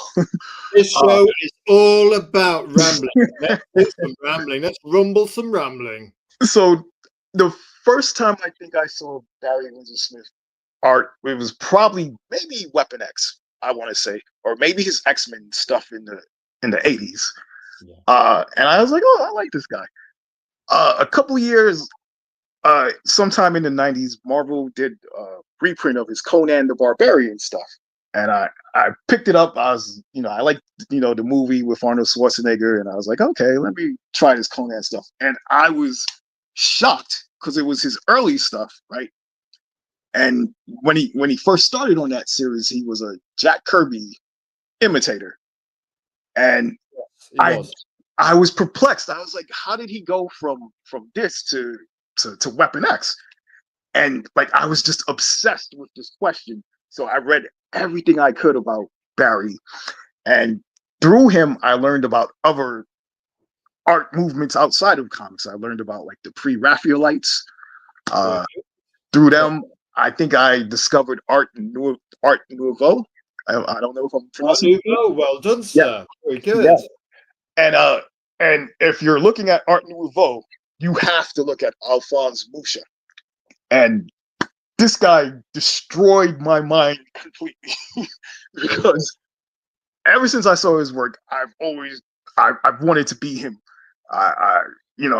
Women, he's always drawing beautiful women. I was like, I gotta always draw beautiful women. His decorative style, his flowing dresses, swirly, curvy lines, all of that came from observing him. Then there's like a little bit of like Greg Capullo in my style too. Capullo, yeah. When I saw his Batman run, good X-Men, Batman, and what's the other one that he did? Spawn. Well, not so much his Spawn for me. I kind of we liked his X-Men and his Batman. Okay. So yeah, I didn't really see a lot of his Spawn because in the 90s I was very subjective about what comic books I read and didn't read. And for some reason so you're very selective about what you read. Yeah, and my mind was being influenced because at the time there was this movement of older creators saying how much they hated the Image comics, and I kind of let that influence what I would buy and stuff. You had like people like Mark Waid doing Kingdom Come, who which was like a response to what was going on with the Image stuff at the time. So I remember taking a moral stand against Image comics in the 90s for some reason, and big mistake there because I actually love what the Image guys did and what they put out. Almost breaking free to actually create Image for indie comics. I mean, it's something that Bianchi Yamakoshi has brought up in the chat, was it last week, regarding Bill Finger, the uncredited Batman creator, in terms of a lot of the stuff that we consider Batman today was probably created by Bill Finger. Yeah. There's that documentary, Batman and Bill. And obviously Bob Kane probably came up with the initial concept. But if somebody adds that much to it, you probably want them to have co-creational kind of credits. You know what I mean? Right. What they Have put. you seen that Bob Kane's original Batman drawing? Yes, the one with the kind of red tights and the Yeah. doesn't Yeah. look too Batman-y, does it? Oh man, wow. Imagine if that was the guy today. Yeah, it's not quite the Batman that we know and love, is it? Really? No. But So then, go on. and I'm gonna say my last influence. There's so much more. Pretty much everybody who's ever done art or drawn a comic specifically, I've learned from. But my last major influence, I would say, is probably Sean Murphy. Um, Yeah. yeah, I just he well before him, I used to try to draw in a more realistic style. Yeah. But when I discovered his art and like how like anime influenced it was, it kind of opened a whole new world to me, and I was like, oh yeah, I should loosen up and have fun with my art and be a little bit more cartoonier, and and it allowed me to be more expressive with Well, loosen up. That's where this fashion drawing actually is all about being loose yes, and expressive. yes, Have you actually looked at fashion drawings? So this is almost like Art Nouveau mixed with fashion in terms of just Art Nouveau can be very tight, and Art Deco can be very tight and illustrative, very precise. But if you mix in fashion drawing with it, you get the more swing with it, more of just yes, expressively just getting out the gesture and almost kind of looser, big eyes, big hair. yes, Look at the backgrounds. There's almost like a kind of loose floral quality to it. yeah, yeah, and it's just more fun. I hated studying anatomy and worrying about that kind of stuff. When I found I went more cartoonier, comic books just became so much more fun to draw, and uh, my ideas it allowed for my ideas to get wackier and crazier, and yeah, just have fun. It wasn't so much about gilding the lily with too much dilly. It was about just how, being looser, so that way you didn't feel like there's a weight of perfectionism on your shoulder. I think sometimes Exactly, when we draw exactly. art ourselves, sometimes we're being that precise, and sometimes we could do that much interior line work that almost, in a sense, your drawing can get heavier and heavier and heavier in a sense. And you really want to keep, we would say, some of that swing, so that what you're doing is fun. Yes. Yes, the F word, fun. You know, No, no. and that is what indie comics should all be about, really, just to relax and have fun. That's the whole point of doing it, isn't it? To actually enjoy it, you know? It has to be. Okay.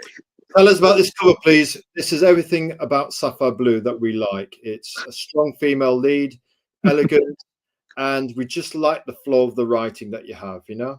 Tell us about it, tell us about it, please, Jason.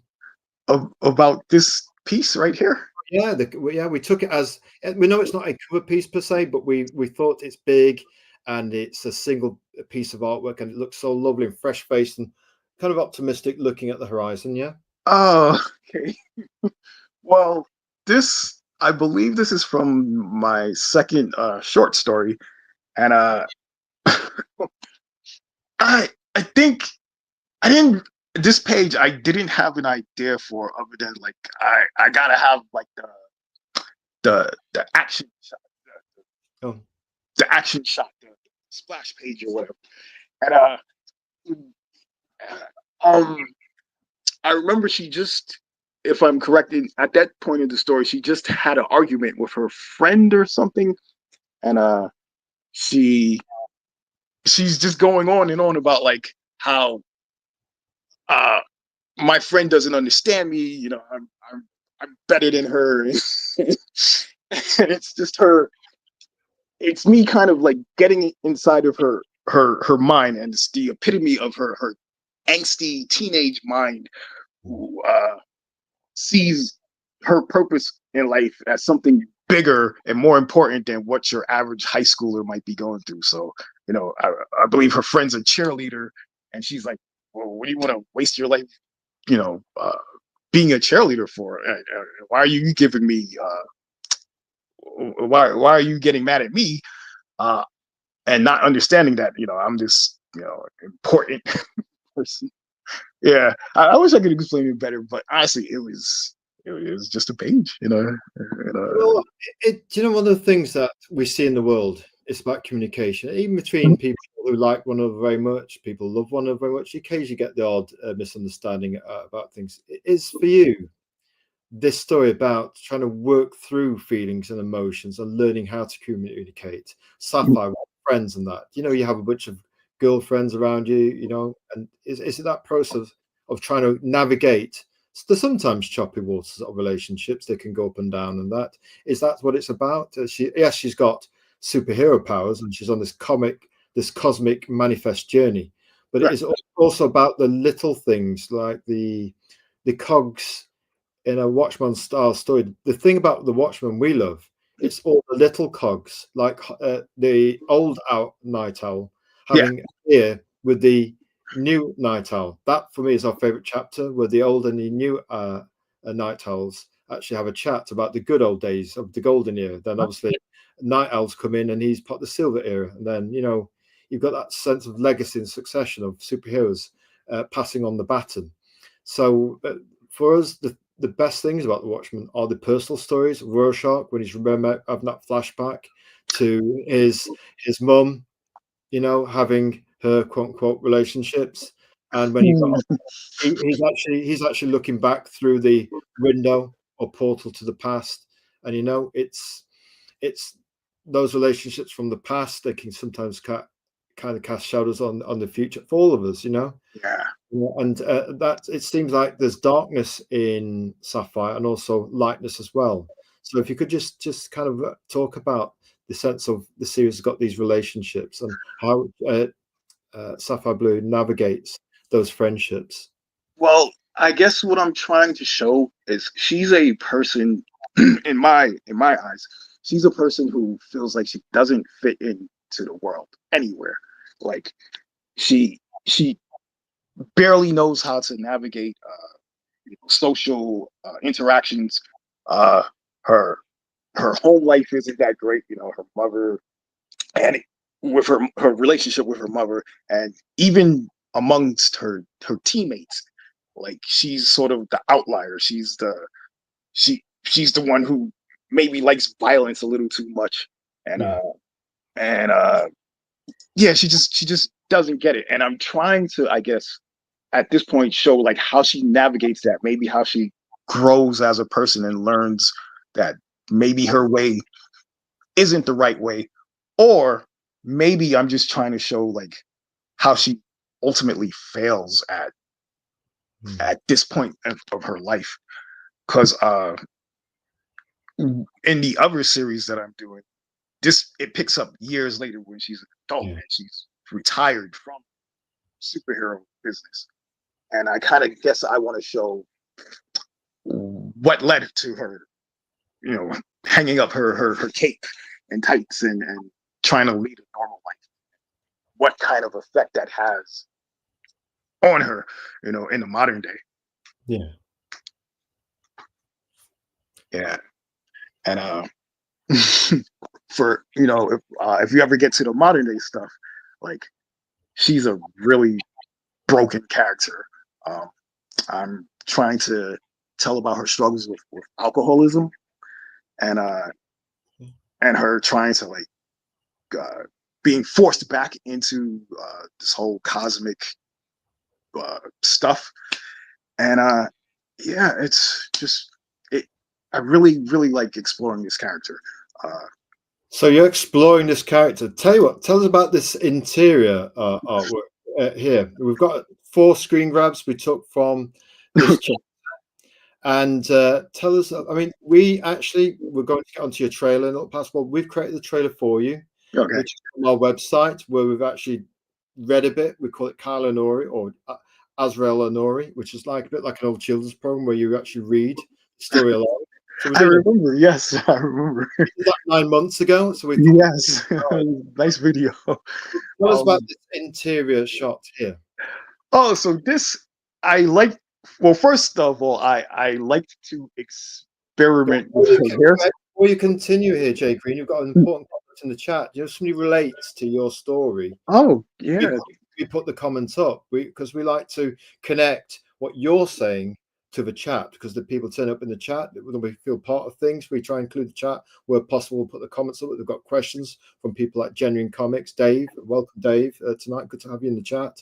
And Banki Yamakoshi is saying here, this synopsis resonates too much. It's kind of a bit scary. So, you know, when you come out with a story, it's surprising how other people in different parts of the world understand or can relate to certain indie comics. In this case, with Sapphire Blue, in terms of its premise. Please continue what you were saying. Well, I just want to say, Anka, thank you for sharing. I was just going to say, sorry, I don't mean to be scary, but you know, this is why we create our art to create a dialogue, because I know people who deal with these kind of emotions, and they can feel very alone in this world. And I guess a little bit, I'd like to say that you're not alone. There are other people who feel like you know, feel weird and out of place, and yeah, that's why we create art. But that emotional bridge. So people, it's almost, if people read a book or character like that, it's almost kind of a release. It's cathartic. It's almost a sense of a safety valve that is, you're not the only person who has. Yeah, We've all got darkness and light inside of us, and sometimes that spills over. You know, it depends what we're going through at the time. You know, absolutely. Not that you're going to get that from my book, but Another comment for you from Bianca. Such a beautiful character. That fresh face. You know, thank you, Bianca. big emotion. Yeah. By the way, I love your artwork, Bianca. Scott Summers never looked sexier to me. Yeah, well, do you know what? That's funny you should say that. Scott Summers never looked better. We said on record, and we were serious, of course. We don't say things to fluff people up. We say them as we see them. It's called a meritocracy at the 5 Pillars of Storytelling. You earn the comment that you draw or create or write, and basically, yeah, we said it was the best piece of Cyclops art we'd seen since Jack Kirby. We'd never really sat, even with John Byrne, we'd never really sat comfortably with a lot of the artists of Scott Summers' Cyclops since Jack Kirby. Jack Kirby just seemed to get it. Well, he created the character, so he would get it. But Bianca's probably the first one we thought, yeah, we can relate to that. He's a modest chap. He's shy. Hello, there's some of us out there like that, you know, shy, but quietly confident, but still shy and modest. And, you know, he's a leader, but sometimes maybe with the ladies, he's probably a bit shy and doesn't express himself, you know. And so there's this epic relationship between Scott Summers and Jean Grey, yeah, in the early days, where she wants him to mind read her and ask him out. And he's going, well, I like Jean, but maybe she's better off with somebody like Angel, who's a bit of a kind of wide boy. But the wide boys don't stay around, of course. They're very dreamy too. We know how it goes. But it's that lovely romantic dynamic in the use of the X-Men, of course. So yes, a beautiful character you've got there. Thank you. Yeah, thank you so much. I really appreciate that. And she's saying, thank you, Jason. Drew a huge smile on my face. Well, there you go. A smile from a lady, you must be doing something right. Well done, Jason. You must be doing something right there. And we say, we love ladies who smile. Oh boy. So the interior art. She's got this poetry book. You've got the interior art. Okay, so this page, I wanted to. The most important thing for me was to experiment with her hair. I wanted to draw bangs on her, and that for me was the most important element. I like to try different looks on her. I've always I'm always looking at fashion magazines and magazines that manly men shouldn't look at, but I like to look at them for inspiration. So I was just like, I want to draw her with bangs. I want to do it. I have to do it, and I did it, and I loved the way it came out, and also had fun with the coloring, and I guess I'll talk about coloring a little bit. Yeah, please do. Yeah, people always ask me about the color. So I only started coloring maybe 6 years ago, Okay. and I was so scared to do it. Like I didn't want to do it, but the story behind that was that I had sent out some I had sent out some submissions to to a comic magazine, uh, and I got a polite rejection letter that said that, oh, we liked your work, but our magazine prints stuff that's in color. So in my mind, I read that as, oh, they're gonna print my work. All I have to do is color it. So I set out on training myself how to color. I started off using complementary colors to just to play it safe, and the more I started doing it, the more confident I got, and I just kept evolving, and now I color with complete confidence. But the only thing is just it's so time consuming now. I went from just doing flat colors that maybe took me like a couple of minutes to like now it takes me hours and hours and hours of just making sure I have the right shading, the right lighting, the right colors. It's got to pop, and sorry, it's Oh, no, we understand. So basically, going from a flat style, which is quick and efficient, yeah, modeling the color a bit more. So you've gone from almost like a Matisse style of flat colors, yeah. to a more modeled kind of oil painting style in a sense. And I often wish I could go back, but I can't. I have to keep going forward. I have to keep evolving because I love the coloring. It's so, and I don't mean to brag on myself, but it's so beautiful. Even I like stop and I look at it. I'm like, wow, I can't believe this came from me. Interesting. Over the last year or so, we've seen you evolve your art, and still, Yeah. you know what I mean. When you pop up every so often with your style, we think there he goes. He's taken another leap. He's evolving. And you were talking about doing the oil style and modeling the style a bit more. So you're getting passionate. Yeah, and it's so funny. I never wanted to color, but now it's essential. I feel to my work. Essential. Let's look at this. Tell us about your dynamics with your friends, the expressions, the way they pop with those expressions, the leaning back. Each person seems to have their own character, and there's that very girly kind of relationship. You seem to have a handle on the kind of the dynamics between girls in this particular scene. Tell us a bit about what's going off here. Ooh, I have a sister, and I Uh, used to watch how her and her friends relate to each other, and I guess that stuck in my subconscious, like how girls like actually talk to each other, and I I never wanted to make like say the dialogue. I never really wanted to make it like that generic CW. They're always talking about boys kind of dialogue. Uh, Um, I want it to be more like what my experience is that like girls can girls can be pretty vulgar sometimes. Really, we have a very innocent outlook on ladies.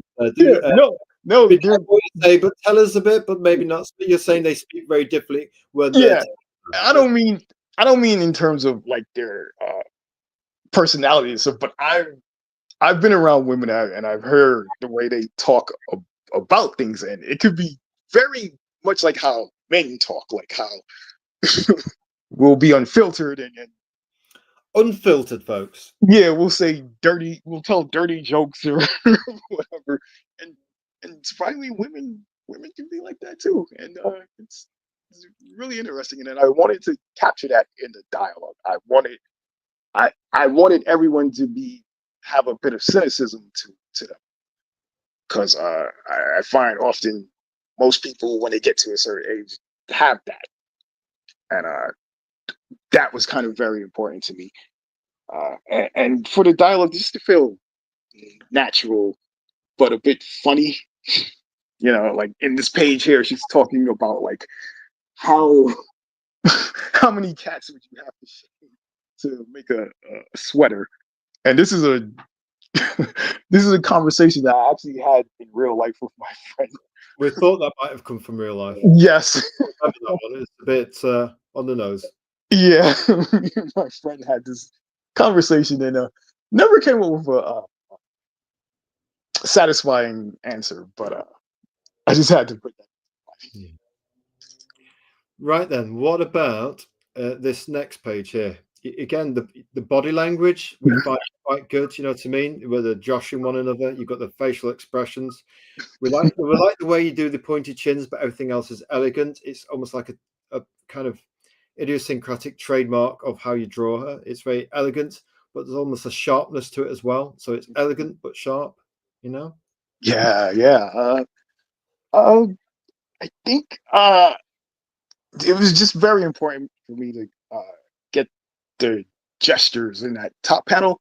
I just wanted to show movement because I feel a lot of times uh, one of the flaws of my storytelling is that I do a lot of talking heads when I can't think of anything to do. So for me, I wanted to show a playfulness and I wanted to get that body language, that movement, have something exciting to look at on the page.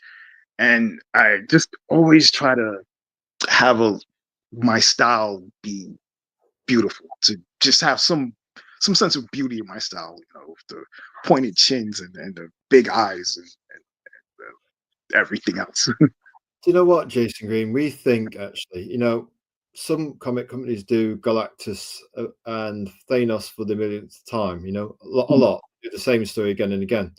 But we think there's a virtue in how you do body language, this almost Art Nouveau Yes, fashion style. there's that Alphonse Musha. Yes, you've got the body language, you've got the storytelling, the dialogue. It all feels very natural, and it's based upon you growing up around women, having a sister, and you know how they speak and behave. That's experience that comes from a right absorbing experience, and you're manifesting it out in terms of a story, and it's full of life. So you might call it floating heads, but actually to do talking heads as you do them, not easy. And you can tell it's authentic, and it's got a beautiful eloquence about it. When you read it, it feels very real and authentic. Thank you so much. No problem, sir. Now then, tell us about this one. We like the open space behind it. The white to really kind of let it be. Well, here I'll be honest. I wish I could say that was an artistic choice, but I think at this point I was very tired, and I just said, Deadline pressure. "Yeah," I said, "I don't want to do backgrounds anymore," and I just drew it like that with the open spaces. And I'm like, oh, I did enough.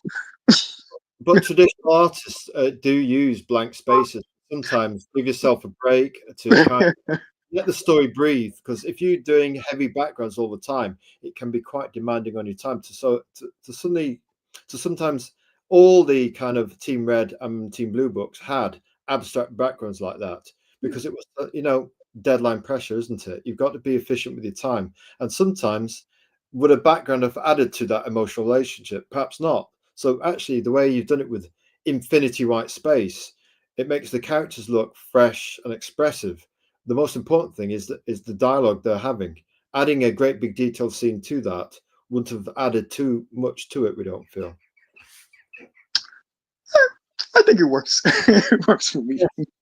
Yes, it works. And we like this touch here in this last panel of a look. You're very good at making a character look vulnerable and emotive, and it's all in the eyes and the expressions. You're very good at that. It's that emotive bridge you build with the reader. Absolutely. Thank you so much, sir. Well, it's all about emotions. Without emotions, there's nothing in a book. Yes, yeah. Emotions come through that facial expression and the body language, and you've got both, sir. I thank you so much. I've always as far as like, I don't have many rules as far as like writing and storytelling, but I guess my one big rule is that like there has to be some kind of emotional connection to the story or to the character, because I don't like to read or watch things where like it's just all technical and clinical, and it's just, you just don't connect with the characters or whatever. Like I feel I want to care about whatever, person or antagonist that we're following, Yeah. in whatever story we're watching. Well, tell you what, Becky Mikoshi, I tell you what, maybe listening to our podcast has helped you be a bit of a bit what time efficiency there. What are you saying? Are you complimenting us there? We're not sure. We're efficient for compliments, of course, always. I hope we Speaking, get to see your work. yeah, hey, this is the way we make connections here. I mean, Jay Green wants to probably have a little look at Bianca's work. Yeah. I've seen in the community. She's getting quite well known in the indie comics community for being herself. And that's all we can be, Jay Green, isn't it? Ourself, as our resident expert on the show at the moment. You're being yourself. Bianca's being her gothic noir self. And she said, speak of time efficiency, I've almost done with my draft. Well done, Bianca Makoshi, for finishing your draft. Almost. And here you got another compliment. Here you go, Jay Green. Bianca, come up with the compliments tonight. We appreciate your Bianca. Bianca Makoshi says we appreciate the comments in the chat. We do. We want people to interact in the chat because this is how you create interactions and connections in the comics community. And people might have a look at your work, read your work, get to understand, explore it back at even maybe if it goes that far. It says these girls are pretty. And I appreciate that. is this intentional to have that fresh face quality, almost like Art Nouveau, but with a kind of fashion illustration swing to it? Yeah. Yes. Thank you so much. I appreciate that.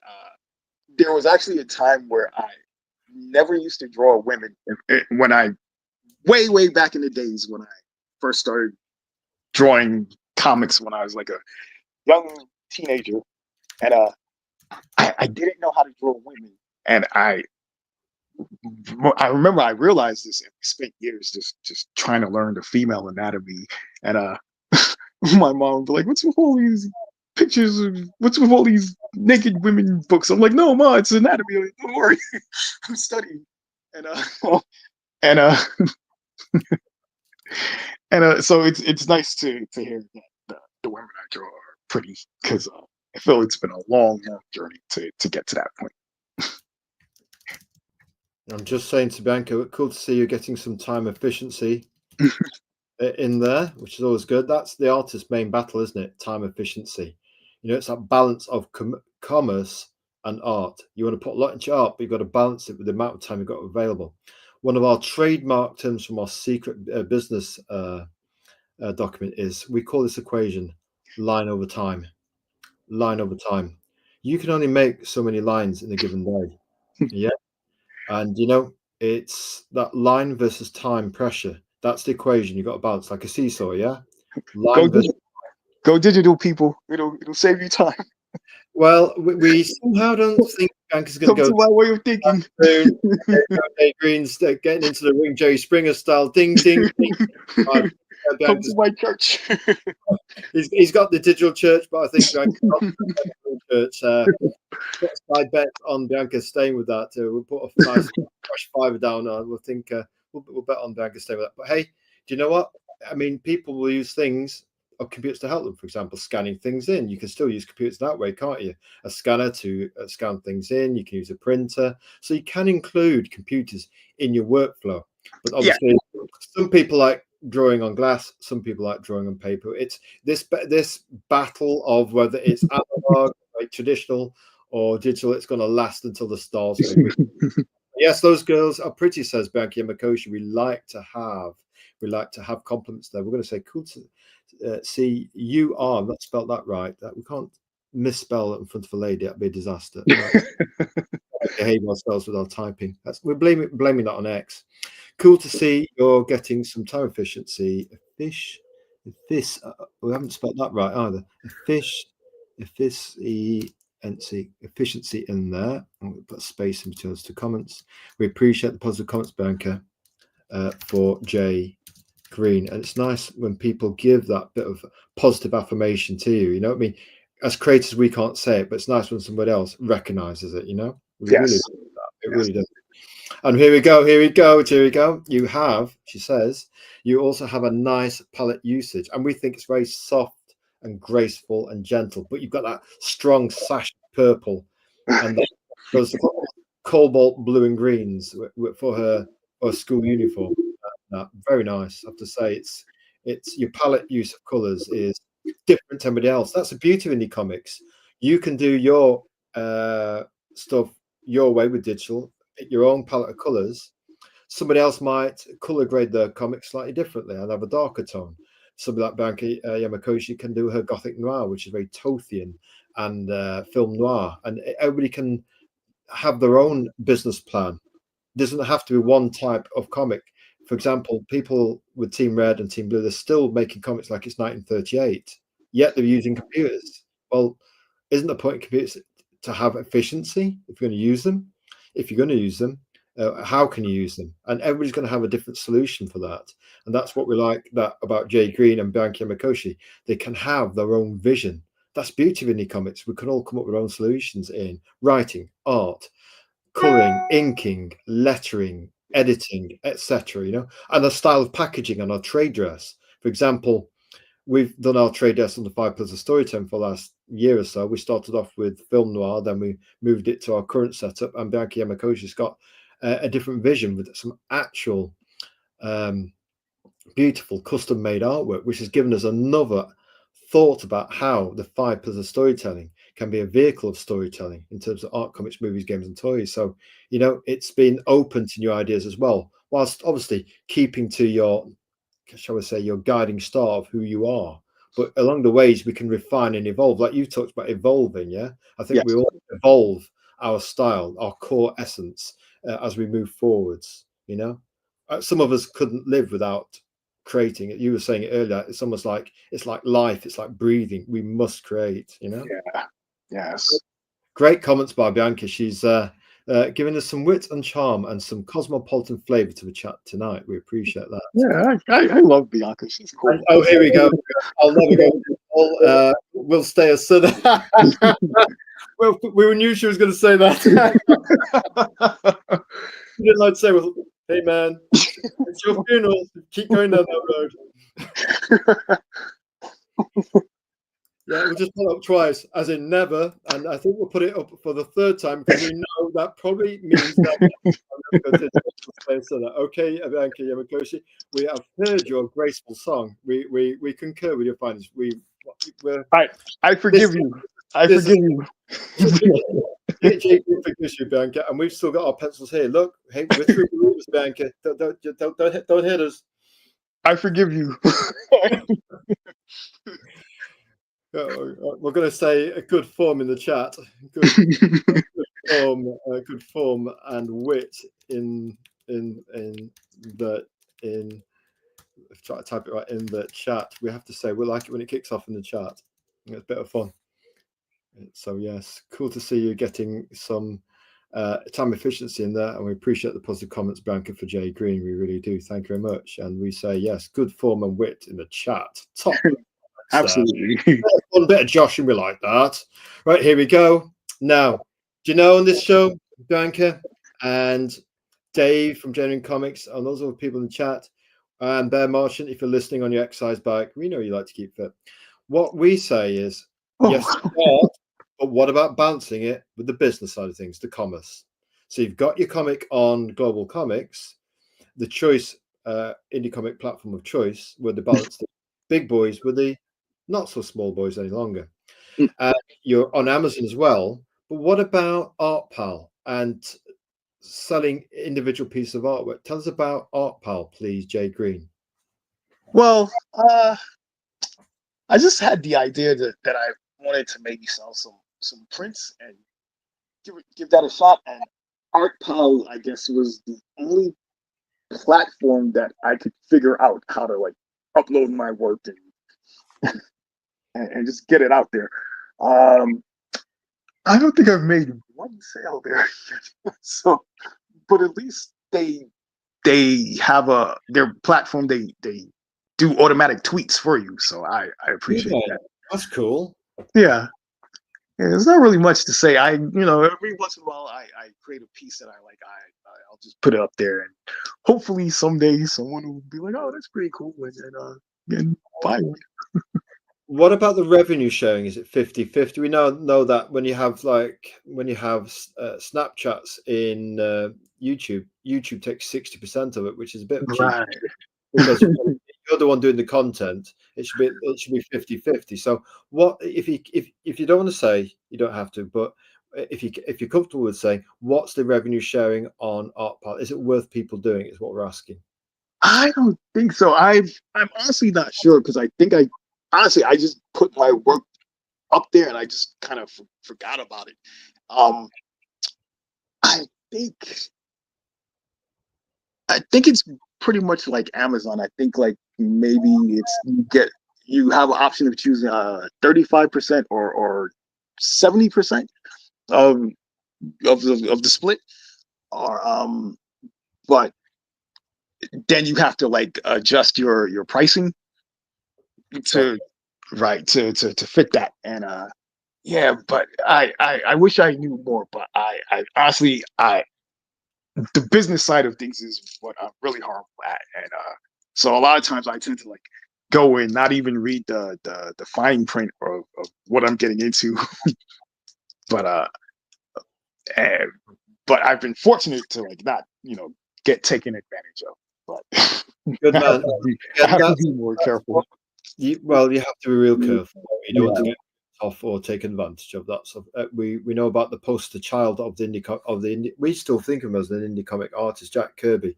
He Mm, was the child of, some might say, of getting ripped off and taken advantage of. Some might say, I mm, mean, we think the evidence speaks for itself. mm, It's mm. we won't say too much of the subject because we don't want to derail the chat, but Yeah. we all saw how he got treated. I always feel bad for Siegel and Schuster, like how Oh yeah, yeah. they The Superman writers, Siegel mhm, and Schuster. I mean, they practically built gone. DC Comics, and look at how they ended up, man. Like at least Kirby, and not to say anyone was better than the other, but like at least Kirby like still got to work. And I think at some point there was a little bit of pay. He received a little bit of compensation, and there was appreciation for his work at the end. But Siegel and Schuster, like they were so bad, they never really worked in comics ever again. No, No. you might have that one golden goose. You might have that one golden egg, and you've got to maximize it because you might not have another golden egg. So Mhm. you've got to make sure that the deal you sign has been absolutely Yeah. lawyered up. You know, But it's like, go on. eh, I'm sorry. Not to derail the conversation, but I don't blame like those guys because they were young when they got into the industry, and it was a new industry at the time. There really was no comic book industry.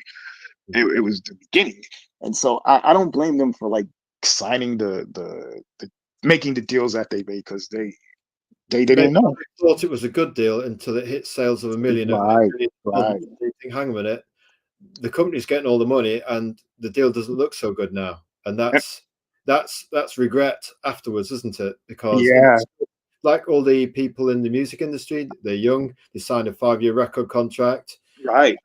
And They're you're not. just so hungry that you just want to get the work out there. You don't really know what you should be looking out for at that point.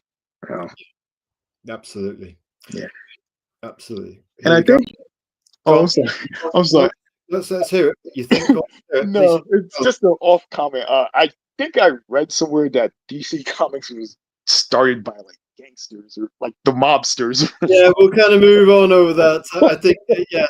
Well, let's But call let's not go there. rumors world regarding the shall say the beginning of the comics industry. Let's call that swirling rumors regarding the start of, well, probably Team Blue and Team Red. I mean, in every industry, there's colourful characters. If you shall we say look deeply into history, we've got the art of the day photo shoot. We've got art of the day. So it's, when you say photo shoot, there's that fashion illustration kind of vibe coming across when you say art of the day, photo shoot. We're thinking, is she a fashion model? Art of the day, Bleu 11. And what is that she's holding actually? Is that armor or a weapon that she's holding? And art of the day, power smash, which we like. She's got the kind of Iron Man power gauntlet. You wouldn't want to mess with her on a Friday night, would you? Right. Let's see. So that first piece, that's actually a page from the first issue that I'm selling. The one we're first sitting by the water fountain there.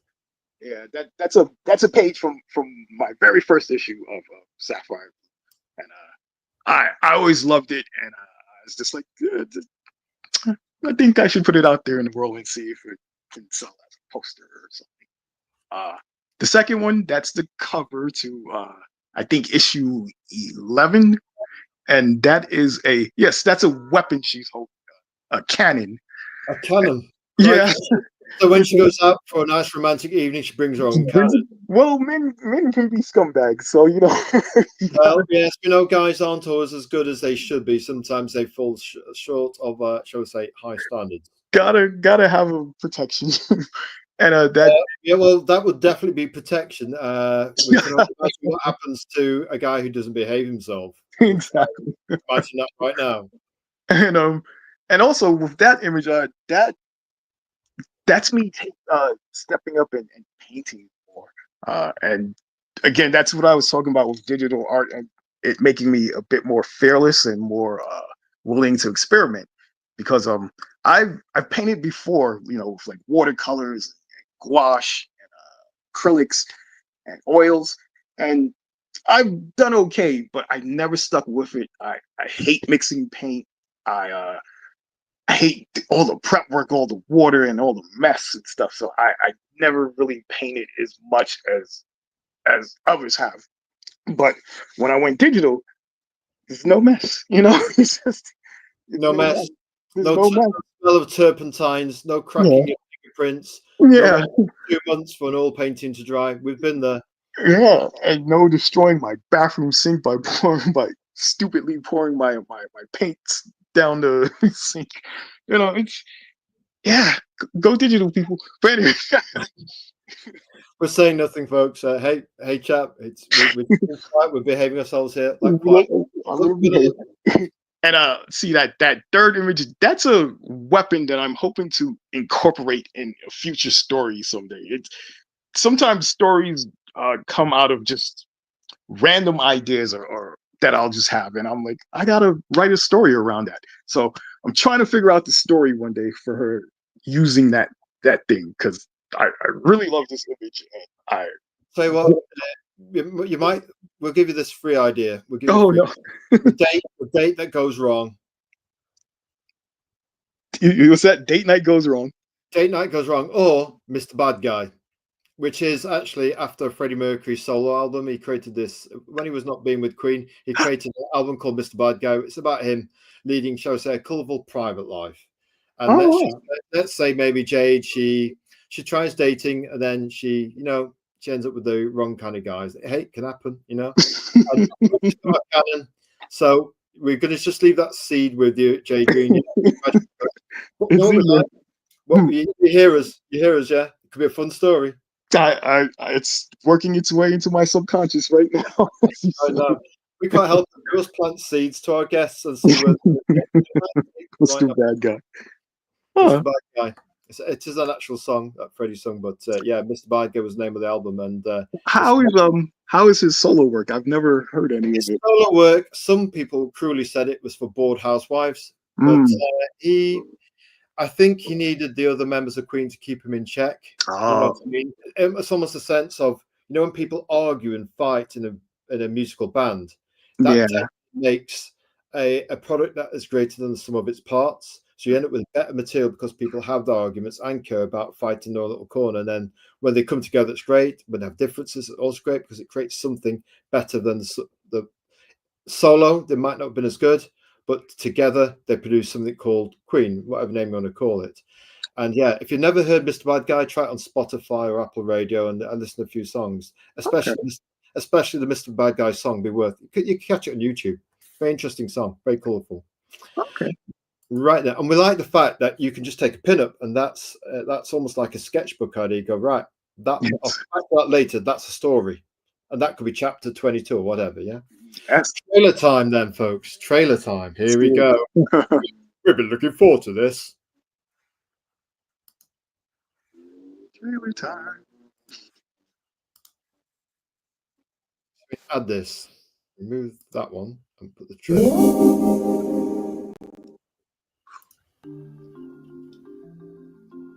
How many cats do you think you'd have to shave in order to make a decent sweater out of their hair?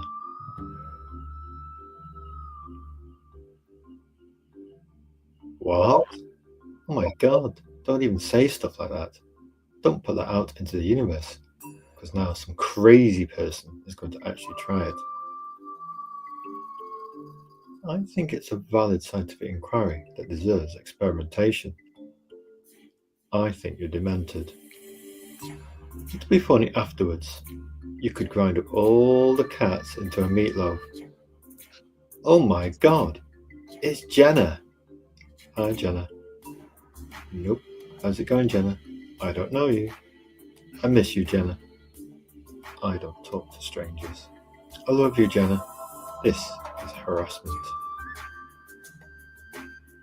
Admit we're friends, Jenna. Never. You better admit we're friends. I'll beat you up. Today, after practice. I'd rather be tortured to death. That can be arranged. Psycho. How could you touch your best friend? You admitted it. Nope, doesn't count. You used coercion tactics. I'll see you after school. Not if I get a restraining order. What the hell was that? Oh, Crystal. She's crazy, huh?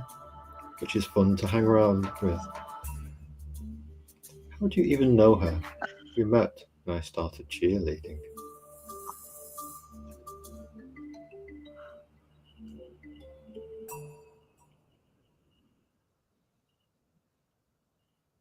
This is Jay Greene's Tapas website. And this is a feature I like to call Kyla Nori, where I take one of my ex-followers on the platform formerly known as Twitter and read page 2 or 3 to give a little flavour of this creator. Dear Diary.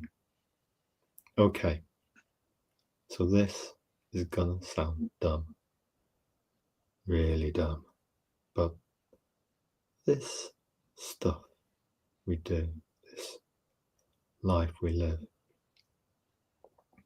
it can be hard to deal with, to talk about it with anyone. So, don't laugh. But I find keeping a diary can kind of help me sometimes. You know? Work out my feelings about all this crazy stuff. Oh, Jade. Jade. You beautiful mocker goddess, you. When you're right, you are so right. This is dumb. A diary. A diary. I actually went out and bought a diary. Great. And now future generations can discover this someday and realise what a dumbass I was. A diary. Jeez. Well, I guess I'm desperate. Maybe I'll get bored writing in it and I'll actually be able to fall asleep at night. What should I even write about? Let's see. This is so stupid. Like, why would anyone think Any silly crap experienced as a teenager is so important it needs to be written down. Like, dear diary, I touched the boy's shoulder today, and now everyone thinks. Right then, we have to say we find it very, very engaging. You know, it's very earnest, it's very honest, it's very fresh faced. It's like you were saying earlier, do we ever leave our adolescence behind? You know, the wild teenager inside us. Is it sometimes dormant?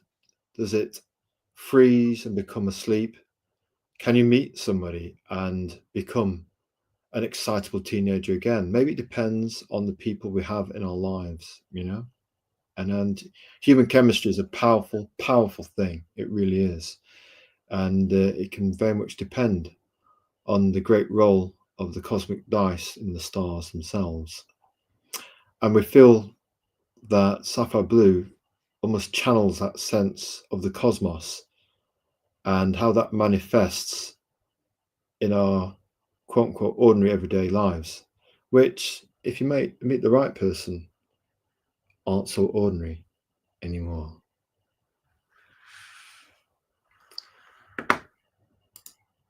Right then, will I like Jason Greene's Sapphire Blue? Who is your indie comic for, Jason? Ah, well, I I guess it's for people who feel out of place in this world.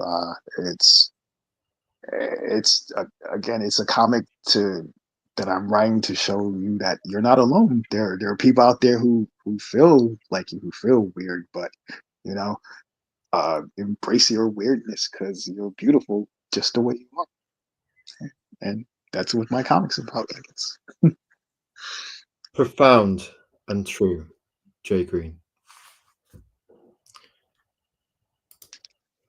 Why do you create indie comics? Is it that sense of freedom? You don't want to go and sit down and make a deal with the devil and those lots of the spoons. Keep your distance. You know, because you know once you start down that dark path, forever it will consume your destiny. So, is it that creative freedom and not wanting to sell your soul and end up with very little reward because you take all the money from all your work? Well, honestly, I would sell my soul in a heartbeat. To be completely honest. How much you going for, Jay Green? Is it a million? A cool million? But what I like about indie comics for this particular series is that, again, I don't know how I would really market this series to anybody. Like you were talking earlier about the elevator pitch, and I don't know. But what I like is, again, yeah, there's that freedom, that creative freedom to do whatever I want, to have whatever crazy idea that comes into my head, pour it out on paper, and make something that's uniquely my own. And that's what I love about comics. Like all of these creative voices, finding an outlet for that beauty that's inside of them, and sharing it with the world, and not having to conform to some corporate point of view of what a proper comic is. What about we've got some words for you? Cosmic Teenage Diaries. Well, I guess maybe. It's definitely got a cosmic flavor. It's got the intimacy of a diary, and it's that teenage spirit that sometimes we lose touch with. And you know, it's like, you know, when you're drawing and you're a kid, you don't worry about what it looks like. You just draw. Like when Picasso said, it's taken all our life to learn how to draw like a child. And there's that sense of when you're a teenager, you're at the nexus point. Oh, are you speaking of the dark nexus, Azrael? That that bridge between being a child and going on to be an adult, that we're encouraged to leave behind childish things. And if anything, some of the great artists say, embrace and retain and listen to your inner child and keep it. You know, so that we may have fun and dance and giggle and enjoy life. Yeah, I couldn't agree more. Yeah, very much so. Very much so. What advice we like to do a bit of sharing? We like to listen, learn, and share on the show. It's all about people like you, passion, courage, and you've got conviction to get yourself out there, Jay Green. And we admire people who do that. You're doing something that we're not doing right now. People like Bianca, people like Dave of Genuine Comics, people like Star Million, people like Brother Dio of Tumor Reckoning with his Murphy, the werewolf, and all these people getting their stuff out there. It's not easy to travel this road of indie comics. People working long hours, sometimes 10 to 12 hours, with little breaks, little sunshine, and little company. What advice would you give to aspiring creators, either young, like the child in this picture, or a teenager, or even maybe it might be creative parents who are trying to encourage the whole family to be creative and take this opportunity now where indie comics are exploding? All the stuff we need is there. Star Trek technology for streams to promote. We've got Amazon, the biggest comic shop in the world for indie comics. We've got print on demand, digital print on demand, and we can have just digital downloads from Gumroad and Global Comics.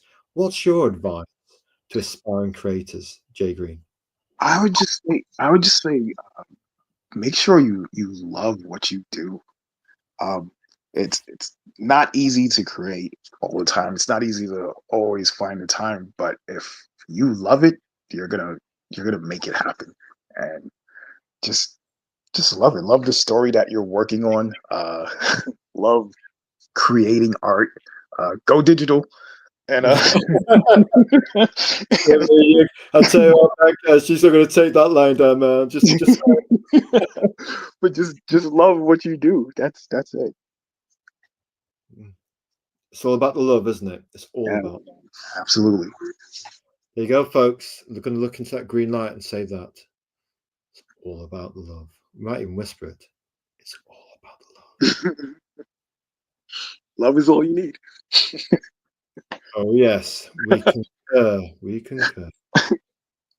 Right, got to do a power power. Oh boy. You got to do a power pout when you do this. Go on, Jay Green. Join us on a power pout. You ready? One, two, three. Love is all you need. Love is all you need. Come on in the chat. Give the power pout. You know you want to. She loves you. Okay, we'll behave ourselves. What superhero would you be, Jay Green? Oh my god. Well, I think the correct answer is Superman, but I lean towards Batman, and I don't know why. Any reason? Is it just that he gives the bad guys the boa shakaris and he's not too worried about doing it? He's just so cool, man. All about the cool, is it? Even when I get sick of reading about that character, I fall in love with him all over again. Like, you know, I always I can never not pick up the Dark Knight Returns and find inspiration, you know, and not find inspiration. And Yeah. it's, Go I love the character design. I love him in different mediums, like whether it's video games, films, or cartoons. He's everything. He's amazing. Yeah, for us, it would probably be something like Jim Aparo, Batman animated. Would love to see that one again. Mhm. And we do like, obviously, the Dark Knight Returns, which was, gritty, Yeah, dark, and almost like it was going back to the beginning of Batman, but he's older and yeah, he's cynical and he's yes, jaded. And he drags somebody up to the top of a building and yes. say, "The scream alone is worth it." Yes. It's Batman then. Bonus questions, not many now. What are your plans for Sapphire Blue going forwards, Jay Green? Ooh, an apocalypse. That's With that, Darkseid. yeah. Well, it evolved a little beyond that, but I'm destroying the universe. That's the most I can say. Like it's gonna be big, it's gonna be epic, and it's gonna be violent, and and it's gonna be cool, and Forget still that. pretty. It's not going to be pretty. And It's gonna be. against that crisis on Infinite Earths, it's going to go cosmic with It's Sapphire. not in We that way. Go that way. Go on, tell us. No, I mean that's it. It's just gonna be crazy. It's I'm destroying the universe, but I'm not doing any Crisis on Infinite Earths stuff. No erasing history nonsense. No, no. Fair play to you, Jay Green. Sticking to your principles, man. We like that. Yes. Thank you. Favorite pizza? I'm a meat lovers pizza guy.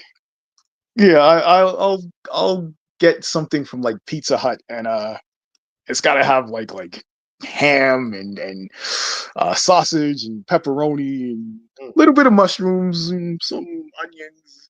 Uh, extra cheese is good, but yeah, meat lovers. Uh, we've got a couple answers for this. Right now, we could definitely have something on this pizza, Okay. but we don't want to go too far down that road because it's a family show. But maybe we might have to put our hand, because we're getting a little bit hungry now. Put our hand on a pizza. We'll start just eating away. Don't worry, folks. This is our actual drawing hand, the right one. Left, the way you're looking at it. But yes, we better get on with this chat before we end up eating our left hand. That'd be drastic. We don't want to do that live, do we? Anyway, moving on. Last question. Where can they find out more info about the fresh-faced elegance and beautiful souled story of Sapphire Blue? Where can they find out more info, Jay Green? Oh, well, pretty much all those links there, that's where I'm at. Yeah, I don't really have a very strong online presence. So those links there are perfect. That's where you'll find. So it's X, and you've got him on Tapas. You want to read some Sapphire Blue for free and get into it. Yeah. It's actually on, obviously, we've mentioned before, Global Comics, where you can buy these little juicy introits and get the story of Jade when she was Sapphire Blue when she was younger. And you've got obviously the Amazon stuff, which is different, a bit more cosmic, did you say? Yes, but that's also on Global Comics as well. So if you want the older Sapphire Blue and the younger Sapphire Blue, available on Global Comics, but the older version is on Amazon as well for fair price if you want the Kindle version. Yeah, so you can read it digital as well. So it's been created digitally and it can be read digitally as well. Have you got any plans to do paper copies of them? If there's ever a demand at the moment, not right now, but if people start contacting me and there's a demand for it, I will definitely look into that. We say that, Jay Green, because John Long, who was a guest on our show, a very popular live stream, to say he was a first timer on that. Is this your first time on a chat stream? Have you been on one before? No, this is my first time. Well done. You know what, Jay Green? You wouldn't have noticed. You've handled yourself like a Rolls Royce. Absolutely perfect. Thank you. Like Yeah, winning a smile. Great stuff. this was very enjoyable. I was very nervous about coming on, but yeah, it was nice. It felt really comfortable, and it's nice to meet people like you and Bianca and Jay cool. Long. So well done to chat for making Jay Green comfortable tonight. We appreciate that, and the nice words. It all helps to get a positive sense of what community at the Five Pillars of Storytelling and in general the indie comics are like at the Wild Frontier, and that we can all be, we can be nice and a bit of fun, sense of humor, a bit of teasing, all those kind of things to actually make it an enjoyable, fun ride. That it's not just about being in a dark room creating in a dungeon. It can be, it can be about, that bit of fresh air to communicate in the indie comics community and perhaps say nice things about other people, and it maybe give you a perspective on, by actually looking at other people with gratitude, you can then see, maybe hold up a mirror to yourself, think, oh, right, I can see where if I do more of this, it will reflect back on me in a nice way. So whatever energy you put out, you'll get back perhaps as manifest positivity. So we will say this. Jay Green, first time, wouldn't have known it. Oh, hey gang, am I late? Oh, Jay, William, we put up a dynamic promo with you and Who was the other one? Vampire, yeah, by Loose Comics. So you were our first power duo for quite a while. You were Sunday's power duo. So we put you up first thing this morning. Was it late morning? And you've been up most of the day. Then we did a retreat for Jay Greene's live chat. And we've also put the Indie Comic promo for Sunday. So if you want to get yours in that, and who knows, you might get featured for the Midnight Love, of which we might post later, around about, well, no later than 10 o'clock, because these days we're getting to bed earlier. And I have to say, we now have teenage energy. So that person knows who they are that helped us. And we say, thank you very much. Our life is verily transformed. So yes, RJ, you can always watch the restream, and it's worth it. We've had a bit of fun and celebrating some of our creative leaders, especially those who have very kindly given us a new trade dress by way of custom art. And it's Bianca Yamakoshi, who's very kindly donated her time and her patronage and her support to the show as a quote-unquote home for creative leaders to gather, and people, experts like Jay Greene tonight have shared their point of view about what it means and how they create indie comics in their unique way. And every way is a unique way, and we celebrate that here at the Five Pillars of Storytelling. RJ, we'll have to get you on the show sometime, RJ, if we can get you get a mutual time that's convenient for us both, eh? So don't worry, we'll get you on sometime, yeah? Right then. So thank you for being our special guest, Jason Greene. It was a pleasure. It was a pleasure. Thank you so much. Take care. No bother. And we wish you very well and Godspeed.